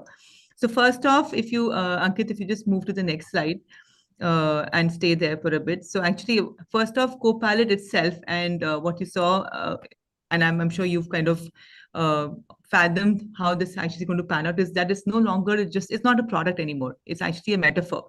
It actually stands for AI empowering human achievement and making us really reach out and unlock a potential in a far more effective fashion, right? It's beyond just a product, and that's what is something which is exciting and fascinating for all of us. Now, we all have been hearing this word called agent, and I'm sure in the session till now also this must have been used already. But if we need to keep it very simple in terms of what is the difference between agent and Copilot, now clearly let's just understand that first off, we believe that every employee or every single person will actually have a Copilot. And Copilot is something which is your personal assistant. It is grounded in work, in content like your email, your meetings, your documents, etc. And hence, it is actually something which every single individual is aligned with, which is going to be their own assistant, their own buddy, right? And what's agent now? So we also believe that every business process will be actually transformed by agents. So basically, every agents are going to be helping the assistant, helping the individual to actually automate the processes that we all need to deliver, right? So will come in and actually in all levels of complexity. They will actually help us orchestrate and work together to transform a simple process, a simple business operation, and automate that for us to be more effective. That's really the agent. Now, of course, agents can be all types, and I'm sure different terms you're reading, you're consuming, it's also coming your way. It can come whether it can be a declarative, it can be autonomous. So there are different ways of explaining what the agents are. But I will not complicate your life so much right now. I would just say you can actually build your own custom agent depending on what you need to automate, depending on your process, whether it is a repetitive process or it is a process that you feel can be automated because of the frequency and of the complexity that you think can actually absolutely make it simpler for you to manage your day. And of course, some of these agents are being built already they are already sort of coming pre-built by Microsoft, or they're being built by partners. And the whole idea is that we actually have Copilot, which is really the organizing layer for humans to interact with these agents. So if I need to just put it simply and also in a very powerful fashion, Copilot is actually the layer for you to interact with AI. And it is truly we just call it like it's the UI for AI, right? So it kind of helps you to ensure that you are able to automate your process. You're able to ensure that you have an assistant and make more done through the entire day. So that's just how simple I want to just keep it. But if I move a little bit forward and Ankit, if you can move to the next slide. So I mean, of course, we've heard about all it can be doing for us, how can it automate your process, etc., etc. But the big differentiator here is that human continues to be at the center of it all, right? So it's the brilliance of AI differentiation will come from connecting agents to Copilot, and a human ambition really has to be in the center to be able to unlock the differentiation. Now, that I know this seems a little complex to fully understand, but basically every time there's a discussion in terms of whether we should use an agent or a Copilot, the answer is that we got to use both to make it really worth in terms of what we need to convert and make happen for us, right? So you want to make sure that the agents are available for you to ensure that you automate your business, automate your process, and humans are all the time at the center to ensure that there is whatever decision, whatever additional information that is required to actually make the agent work for you is actually coming from human intelligence. And that's how you're able to ensure that you're empowering your AI assistant by combining the power of human ambition and agents. So that's really the winning formula, and that's how we believe it's going to be a big differentiation in terms of how we leverage the era of AI around us. Now, if I have to show you how Microsoft is using, and if you look at the current slide, of course, it's a busy slide, but this is in a very simple way we're trying to share, and I'm sure all of you fully are conversant with all that happens in finance. So if I just pick up the example of finance here, AI today across Copilot and Agent actually can help you automate processes such as your financial insights, your earning analysis, your policy answers, your deal document inspection. So all of that actually can be automated. And as we speak right now at Microsoft, all of this stuff is actually being managed through Copilot and agents. So that's the degree of automation, that the degree of how AI is actually sort of immersed in how we operate, and how the future of work is going to be all about how we truly ensure that AI is there to help us at every stage to really get all of this stuff done in a way that wasn't even possible just a few quarters back, right? So that's really the degree of how AI is actually immersed through all that we do, and in terms of how it can actually enhance the operations, and of course, making sure that there's more time for us to do something which is more meaningful for us. So that's really a very quick view. And if I just pause and look at some of the other examples beyond finance. In a customer service, you can actually ensure that you use AI for case management. In a IT, you can actually use AI for employee self-service. These are really interesting examples of how agent can actually help that. And similarly, for sales, you can actually do something around lead generation and qualification through using AI. In HR, very interesting use cases about how you can compare CVs, for a specific requirement of a profile, how you can actually have the agent find the best fit across all the resumes that you may have had in terms of applications on your desk. So it's actually interesting in terms of how you can get so much done. Now, if you move to the next slide, Ankit, and this is just reinforcing in terms of when we bring in Copilot Chat, which actually is available to every single person free of cost right now. You are, of course, having the access to free, secure AI chat on your fingertips. Over and above that, agents can actually help you provide a very powerful way of automating your business processes. And you can actually access all the entire AI, and like I said, it's actually through the UI for AI that you can actually make sure that you have easy access to all that you need to do, whether it is your internal data in your own organization, or it is a third-party data, which could be your like a application that you are running for potentially travel related stuff or HR related stuff. It can be all brought in a way that you're able to make more done through the day, and at the same time, all of this is actually through a very robust IT control system. So there is an underlying enterprise-grade security, privacy, compliance management that is available for you, that is really ensuring that everything stays very robust, everything stays protected, and you're able to enjoy the power of working through AI to automate how your processes look like. Now, if we just keep moving forward and try and delve into, while we have heard so much about AI, and I'm sure are privy in terms of different debates, different conversations in terms of, is AI good, is it responsible, etc. Now, clearly we of course need to be fully aware that there are at least 9 in 10 organizations across all countries that have encountered some sort of ethical issues by using AI. And of course, this could be because of multiple reasons. It could be about failure to consider ethics when consulting AI systems. It could be about lack of resources dedicated to ethical AI system. It could be also about just the need for being agile to just bring AI in your organization without really checking all the boxes in terms of how that needs to be deployed. Having said that, Ankit, if you move to the next slide.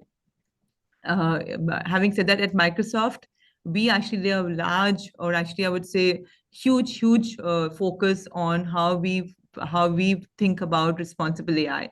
And I'll just let you read this quote that you have here, which is Brad Smith, who is the president and chief legal officer at Microsoft. He articulates this beautifully here in the slide that, Ankit, if you can go back on the slide, which basically says that, and I'm just reading that from my machine as Ankit brings it back to say, when your technology changes the world, you bear a responsibility to help address the world that you have helped create. So it's actually interesting to say that while you are accountable to ensure that you take technology and you are changing it in a way that benefits the world all over, you also have the responsibility to ensure that you address the world in a way that you can actually provide the responsible AI foundation for it to be useful and meaningful for everyone, right? So we make a lot of investments around this. There is a huge focus around how we think about responsible AI. And Ankit, if you move forward to the next slide, our approach to responsible AI is actually quite simple. And of course, there are multiple slides that I wanted to ensure that I give you one single holistic view of how we think of responsible AI and what that framework looks like for Microsoft. Now, of course, inclusive of both security and privacy, Microsoft's broader responsible AI principles actually are across these, what you see, which is the 6 year, right? So Microsoft responsible AI framework actually is ensuring that we are building, we are testing, we are deploying, we are monitoring AI with our 6 AI principles at the center, and that you see on the side here, right at the top. So these are the 6 principles: fairness, privacy and security, transparency, reliability and safety, inclusiveness and accountability. These are the 6 tenets, so to say, that we actually ensure that we have a huge focus on. The intent is to ensure that there is no undesirable behavior in such as any harmful content, in terms of bias, in terms of misuse, or any other unintended risk that customers need to face because of using AI. And we've made sure that there is a lot of not just focus, but we actually make sure that we are able to bring our learnings and share our learnings in terms of how we have come all the way of ensuring there is a responsible AI. We bring that journey to our customers to ensure that we uphold our responsible AI principles and they're able to learn from this. So that's really about how our framework is.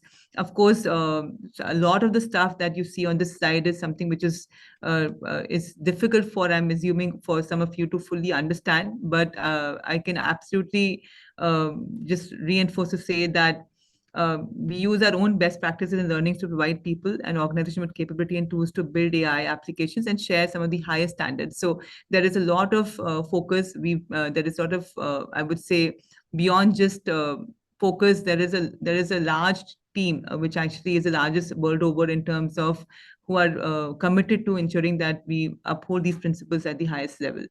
So I'll move to the last slide, actually, and to say that what you see here right now is there is an AI adoption curve, right, for all of us. And I would talk about this not just in terms of organization, but also in terms of individuals. Each one of us will have a different way of adopting. And first off, to even perceive AI. And then once you perceive at what pace would you like to adopt, will be different from one person to another person. And as we do that, there is need for flexibility, because depending on how far have we come on that curve, our shifts are actually our requirement in terms of what we need from AI will keep changing, will keep shifting.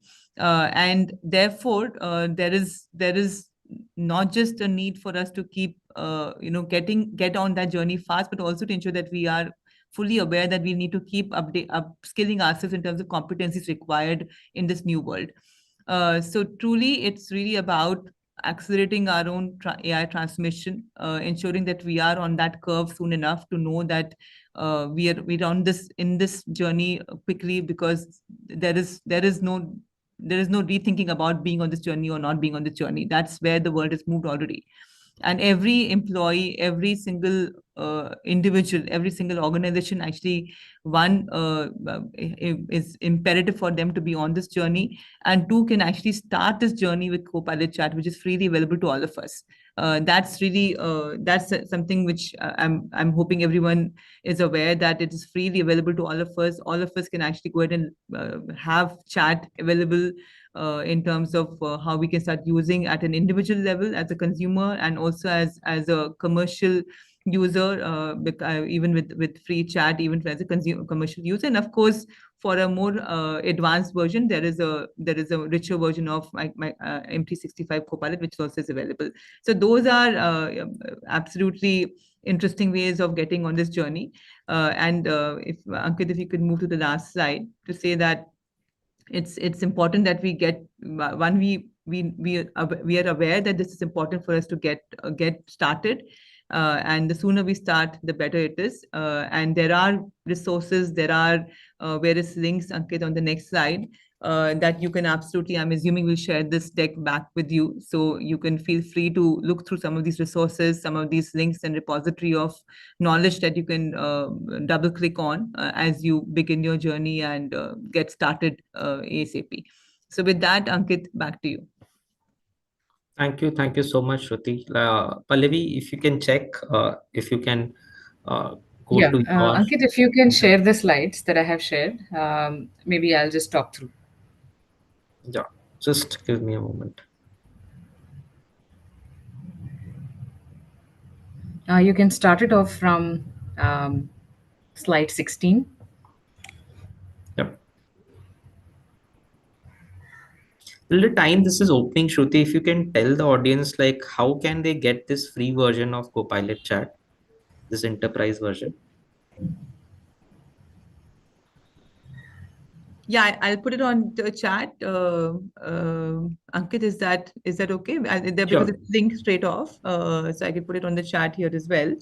And I'm assuming everybody will have a different setup given the diversity of audience today. But depending on whether you're looking at an individual consumer chat or you're looking at a commercial chat, there's a different link for you to get started. Yep.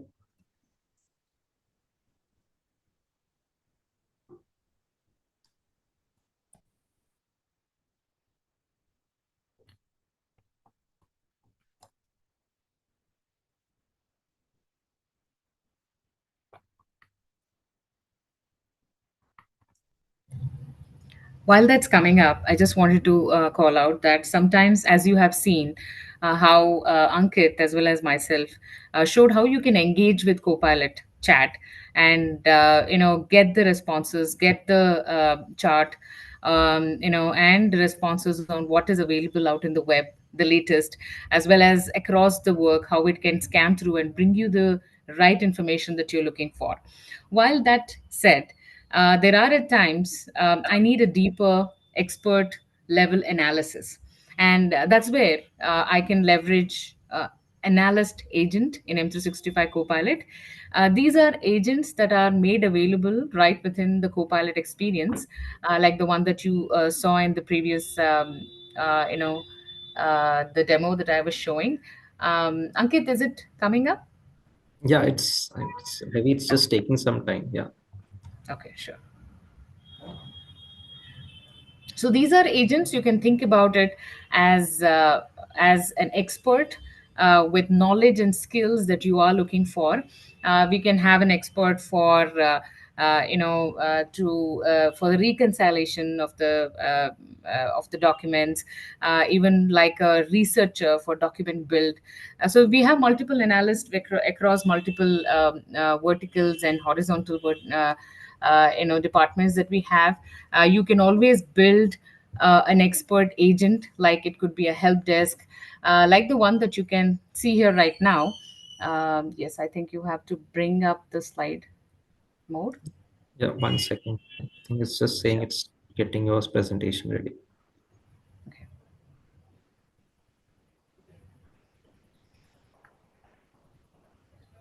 I think, yeah, you are in actions. If you can just go one slide behind, it's about the analyst that I would want to analyst agent. Yes, no, the slide 16. This is slide 15. You can go to next slide. Yep. This is okay? Yeah, the next one, next to this. Yeah, that's the one. Sorry, slide 16. Yeah. Yeah. Yeah, one slide behind, Ankit. Yeah, this is the one.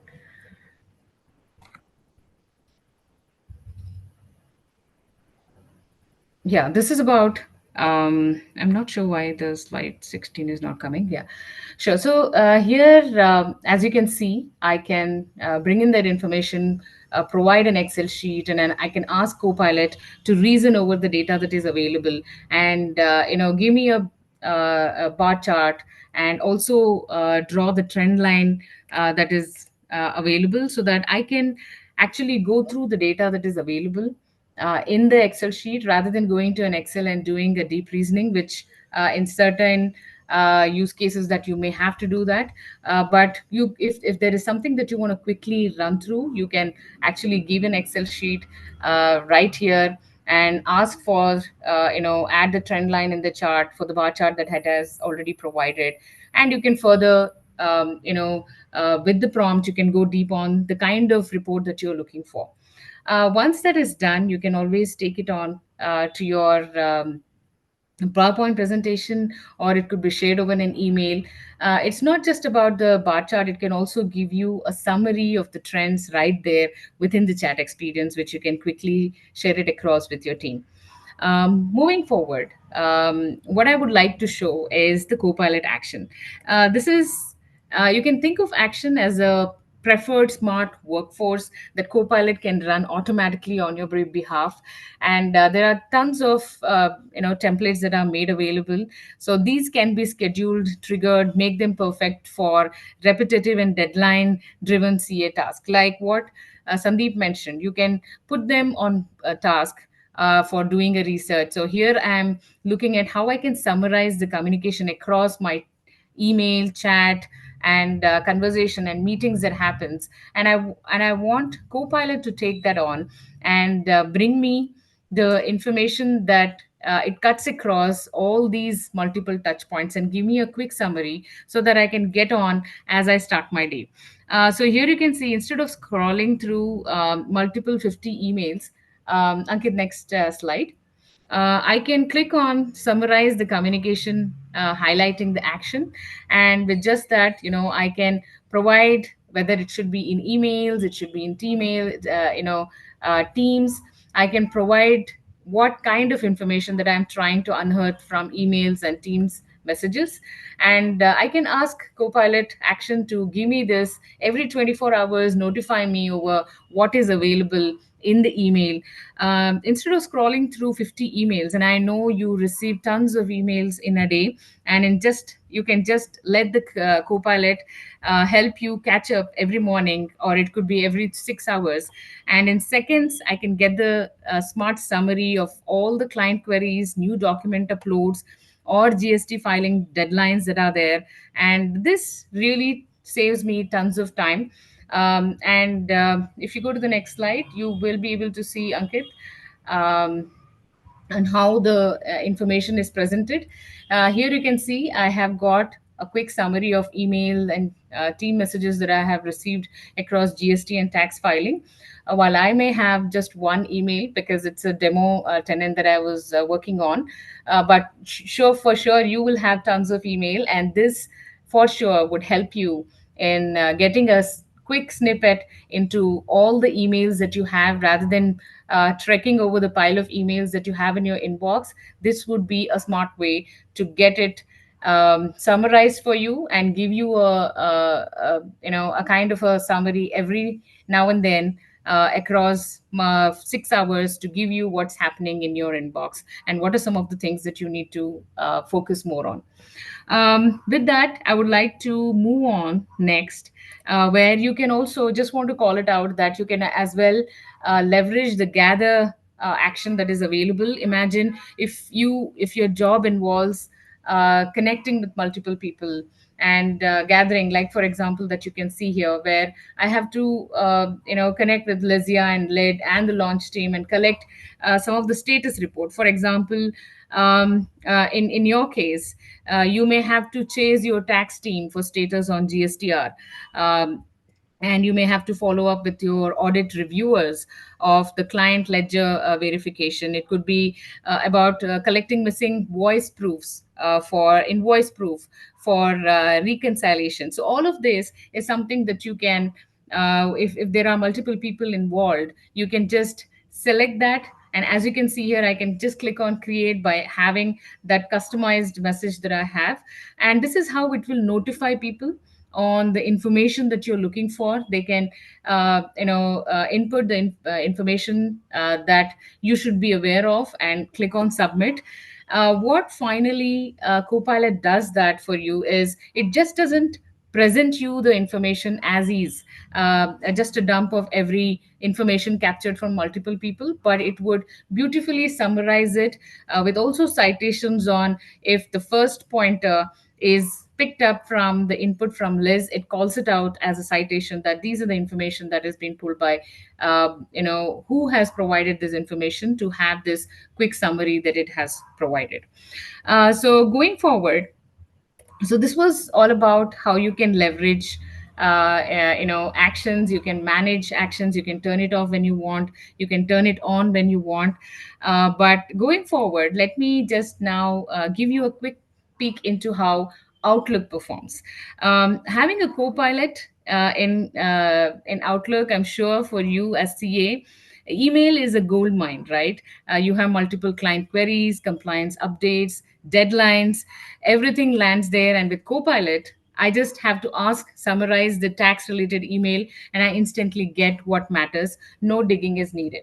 So as you can see here, I've received an email, and all I have to do is I can just ask Copilot to summarize this email for me, which gives me a quick set of pointers on what are some of the things that I need to focus more on to understand what has been shared here. I can even invoke the Copilot on the right hand side and ask Copilot if there are any similar communication that has been sent around the same topic, and it says yes, there are other communication related to ITC reconciliation, and these are some of the emails, and it quickly gives me a summary of what has been done in what has been shared in each of those emails. I can go summarize the key points from specifically a person who has sent me an email, and I can even details for the supplier filing status that was provided, which may be buried under tons of emails that I receive. I can always invoke Copilot there and I get started. Now let me look at how I want to reply to this email. And you can see, suppose if I'm on road and I quickly want to respond to this, I can say review the session soon, review the email soon, and just with that one liner, you can see the kind of response that it has created. It has the information about the invoice number as well.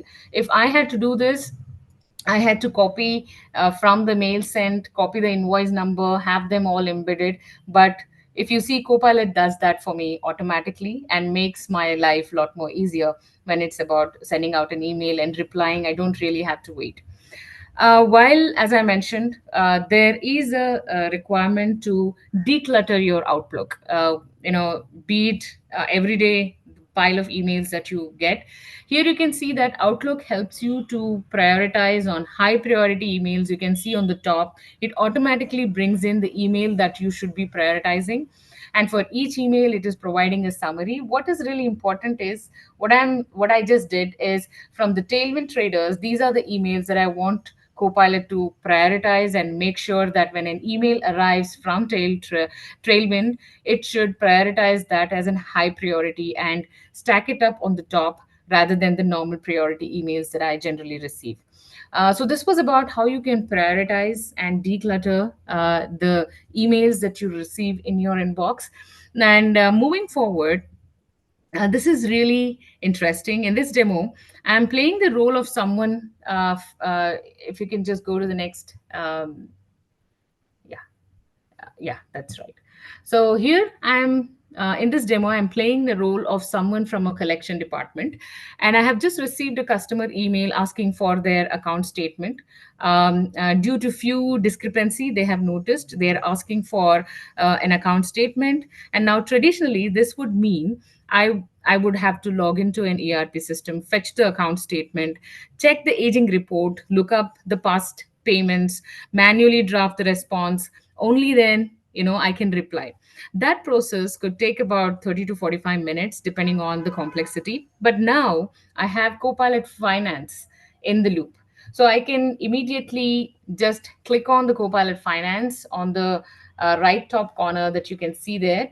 And when I invoke that, it really simplifies my job. As soon as I open the email, the Copilot gives me a summary, whether it's a single message or a long thread. I instantly get a key ask from the customer summarized easily for me. Then, with one click, I select view customer details, which gives me, for which I don't really have to enter open the ERP system. Copilot talks to my ERP system in the backend. It could be SAP, Dynamics 365, or others, and instantly brings back everything that I need, like customer outstanding balance, invoice aging, past interactions that I have done, and any flag disputes. So, no switching tabs, no asking someone in the finance ops. It's all there. So, now I can click on reply with Copilot with all these information. And when I click on reply, I think this for this you may have to multiple have to have multiple touch point, but you can see with just Copilot Finance, when I click on reply, here is the magic. Copilot drafts a complete email reply, attaches the latest account statement, and it includes a summary of the key invoice issues. Even adjust the tone for clarity and professionalism. You can set the kind of tone that you want it to leverage. It's accurate, it's fast, and it's fully ERP aware. So it's not about you fetching the information, it's about how Copilot is fetching all the information that you need. And I can always tweak the language if needed. I can give additional instructions on what should be included, and just by hitting on send, and you can see that I can even add notes, like I can even adjust the tone right here. Once I add the draft, I can just click on send. So what is used to take half an hour and more from the lookup of the draft reply, now it takes about just around 2 minutes. And that's the power of Copilot Finance that we have today in Outlook embedded for you. So while we have Copilot, we also have Copilot Finance that levels up by bringing in your ERP intelligence right within your Outlook itself. Additionally, I can also select, choose to add notes, so that the next person who would be looking into this account can get that information in detail about every conversation that I have had. I can also highlight some of the other emails that should be mapped to this particular account. Now, Ankit, moving to the next slide, it's about OneDrive for Business. Yeah, it is slide 29. Yeah, it's slide 29. Yeah. Yeah, perfect. So, He's reading the procedure yeah, if you document can go back. outlining weekly income statement. Yeah, if you can go back one slide behind. Yeah. So here you can see that I have a lot of, yeah, this is not this one, just one slide behind. Sorry about that, Ankit. Yeah. So here I have, not this one, the next one. Yeah, perfect. So here I am in OneDrive for Business. I can always, like we were adding all the conversation that we have with Copilot onto our pages, it creates a loop component. So based on that loop component in my OneDrive for Business, I will have that as well, where I can quickly ask Copilot to summarize everything that has been captured by my teammates, myself, with all the research that I have done along with Copilot, and it brings it on there. I can also ask what are the key callouts from Pallavi, and based on the information that I have added onto that loop component, it will bring me those information as well. Imagine you have an annual financial report and you want to quickly create a FAQ document so that you can circulate across within your organization. Copilot does that for you with just one click. I can just ask Copilot to create a FAQ document on the annual financial report. It does that. I can further ask questions on that as well. So this was while this is one of the use case, like Shruti called out as well, you can select multiple files and reason over that. If there are two documents with the same, if you want to understand which is the latest version, you can always ask Copilot within OneDrive for Business to let you know which is the latest document to work on. And now moving on to the next slide. Yeah, Ankit, we can move on to the next slide. Yeah. So this is a very interesting use case. Imagine I'm a newly onboarded financial analyst in Northwind Traders, and one of the core responsibilities is to track the income trends, investigate on any variants that are there, and keep the leadership informed about what is accurate. And this is really important to have this information shared quickly. So here again, I have Copilot for Finance. Now, instead of juggling spreadsheet and emails, I turn on to the Copilot. It says that I can analyze, execute the variance analysis for me. And I'm actually automating this process, automate the variance analysis procedure. And with the document that I have provided, it has all the procedures in place, the best practices on how we need to do. It creates a flow for me on what it would execute. I can set it to run every week, and like couple of weeks later, upon clicking on the toast that comes in saying that the visualization is now ready, I can see the visualization with highlights, variants, problematic areas that are called out, and the insights go beyond just the numbers. Copilot has pulled in the latest transaction data, enriched with the additional data sets, and surfaced that actionable insights that I can perform. You can see that it really gives what is the key contribution, the details about the variance that it has called out. In one click further, Copilot even recommends the next best actions, such as reviewing the specific cost center or negotiating the vendor contract based on the trends. So these are some of the things that you can really leverage. It not only just provides the insights and does all the background research on the data that you have provided in the previous task as we scheduled, it also gives you insights into what are some of the next best actions that you can take to fine tune this. And you can also choose to go to Copilot Studio. There it provides me to tweak the instructions, teach and test the Copilot to make sure it provides me the right information and insights that I look forward for in every weekly or monthly that I'm looking for. Going forward, I think Excel is something that Ankit has called out. So I would quickly run through this. So advanced analysis is one option that we have within Excel, which really takes Copilot in Excel to the next level, combining the power of Python with Copilot intelligence. And now I can ask Copilot to run complex financial models, generate custom visualization, and detect outliers that are there, all without writing a single formula or a Python code.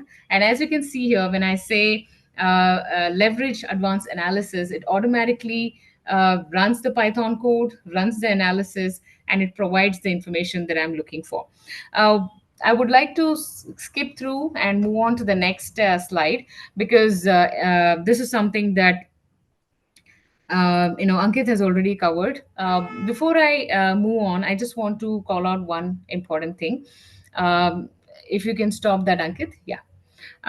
So one thing that I would like to call out is in Copilot for Excel, we have Think Deeper. If you remember what Sandeep called out, Think Deeper builds on this, and it's not only it's not just it is really not replacing the advanced analysis that Ankit and myself has called out. It is enhancing with reasoning. With one click, you can move beyond the task-based command to conversational-driven analysis, so that it goes into multiple loops and identifies what are some of the next steps that it has to do. It does a deep analysis on the information that you provide. It doesn't just detect the variance, it explores the possible causes, compares the trends, and suggests what to look into next. So in the backend, as you know, it's OpenAI 3.0.03 model. Think Deeper allows you to ask why and how, not just what. So it reasons like a human analyst would, drawing conclusion, connecting the data points, and helping you uncover insights that go beyond just the formulas or the Python code that is available. So for a financial professional and chartered account, this means one thing: you're not just saving time, you're getting smarter analysis with every click that you do. So for what you are seeing right now, this is about here I would like to cover what a financial reconciliation agent is all about in Microsoft 365 Copilot for Finance, and with vision intelligence that is available, automated reconciliation is for real. Like for example, when I just within the Excel, I can now automate data cleansing, data discrepancies, and reconcile across system using that simple natural language that we have been doing with Copilot. So Copilot for Finance takes that to the next level. So normally I spend, quite a lot of time cleansing and sheet manually before, I begin the reconciliation, right? So here I can just with one click get the insight, and you can see it calls out 180, 879 inputs that are, invoices that are there from September 1st to 10th. And I can give specific instructions, like you can see here, on what it should perform as a task within the agent. And based on the instruction, it creates a plan for me. And as you can see here, based on the instruction, it says, okay, refresh the data, copy the sheet from purchase dynamics content. I can also leverage the tweaking part that I have. I can give my own configurations that I want, like name the new sheet as purchase dynamic core. And with all that said, with further tweakings that I do for the plan that has been scheduled, I can click on run, and you can see the kind of insights that it brings it on. And the best part is it's not just one time that you perform this. You can choose to save this agent. And just like the way we initially started off, and under the agent, there were multiple tasks that were there. I can save the task that I just created, the agent that I created, with the kind of reconciliation and the various reporting that it has to do. It can now make it available for me to run it. I can also schedule it like the one that you saw. So this was about reconciliation. So I would like to just uh, you know conclude this with this last slide, that in Copilot, with the early impact that we had, this is something that I wanted to emphasize on, that the finance team specifically had called out that there was 60% reduction of the case resolution time in cash collection. That is just one use case, but you can imagine with all the demos that we have showed, by leveraging Copilot, by leveraging AI by your side, across every task that you perform, you can imagine the amount of time that you can save for yourself, and leverage that to your strategic actions and steps that you perform as part of your job. So with that, I would like to conclude. Thank you so much for being here, to joining us, and apologies for all the glitches that you had to face, but I hope you got all that you were looking for from this session. With that, over to you, Ankit. Thank you, Pallavi. Hope you all had a good session. Uh, and sorry, as Pallavi said, for the technical glitches. But hope you all found this useful. We try to share as many as use cases and demo to make it more real and practical for all of you, uh, on how AI can impact each and every one of our lives, and make our daily work easier. With that, I'll just hand it over to Mr. Vishnu to end the session. Thank you. Thank you so much, Ankit ji. Hope I'm audible. Yeah, you're audible. Yeah, as we draw the curtain on today's insightful global webinar on AI at work in finance, Microsoft Copilot, I would like to take a moment to express a heartfelt gratitude to the visionaries behind this initiative. A special thank you to CA Charanjot Singh Nandaji, President ICAI, for his inspiring leadership and unwavering support in driving technological advancement within the profession. A sincere thanks to CA Umesh Sharma ji, Chairman AI and ICAI, and CA Dayanivas Sharma ji, Vice Chairman AI and ICAI, for curating and championing this initiative. Your guidance and commitment to embrace AI within the accounting and finance ecosystem are truly commendable. We extend our sincere gratitude and special thanks to the esteemed speakers from Microsoft.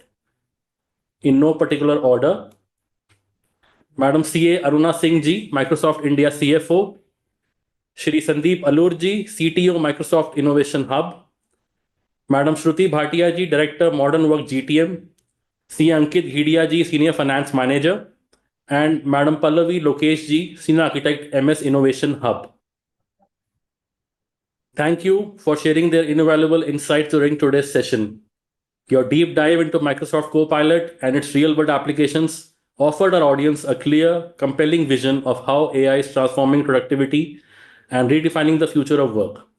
Your expertise and engaging presentations greatly enriched this discussion, and we are truly grateful for your collaboration in this making this webinar a resounding success and many more webinars in the future. To all the participants and attendees from across the globe, thank you for your valuable time, engagement, and curiosity. Let's continue to learn, innovate, and lead with responsibility in this evolving landscape. We have shared a feedback form in the chat window.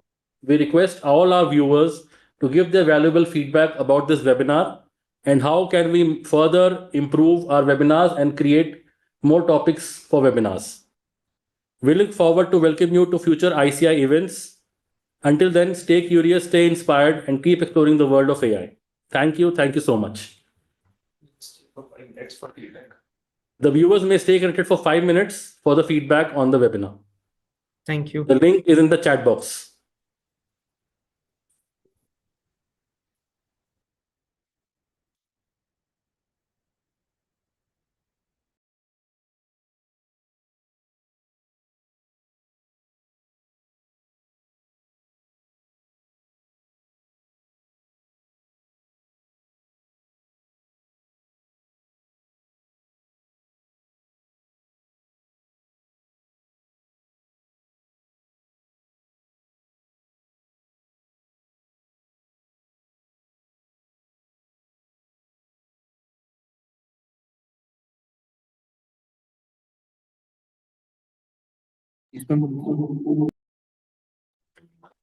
Tech support, you may end the webinar, please. Okay, sir.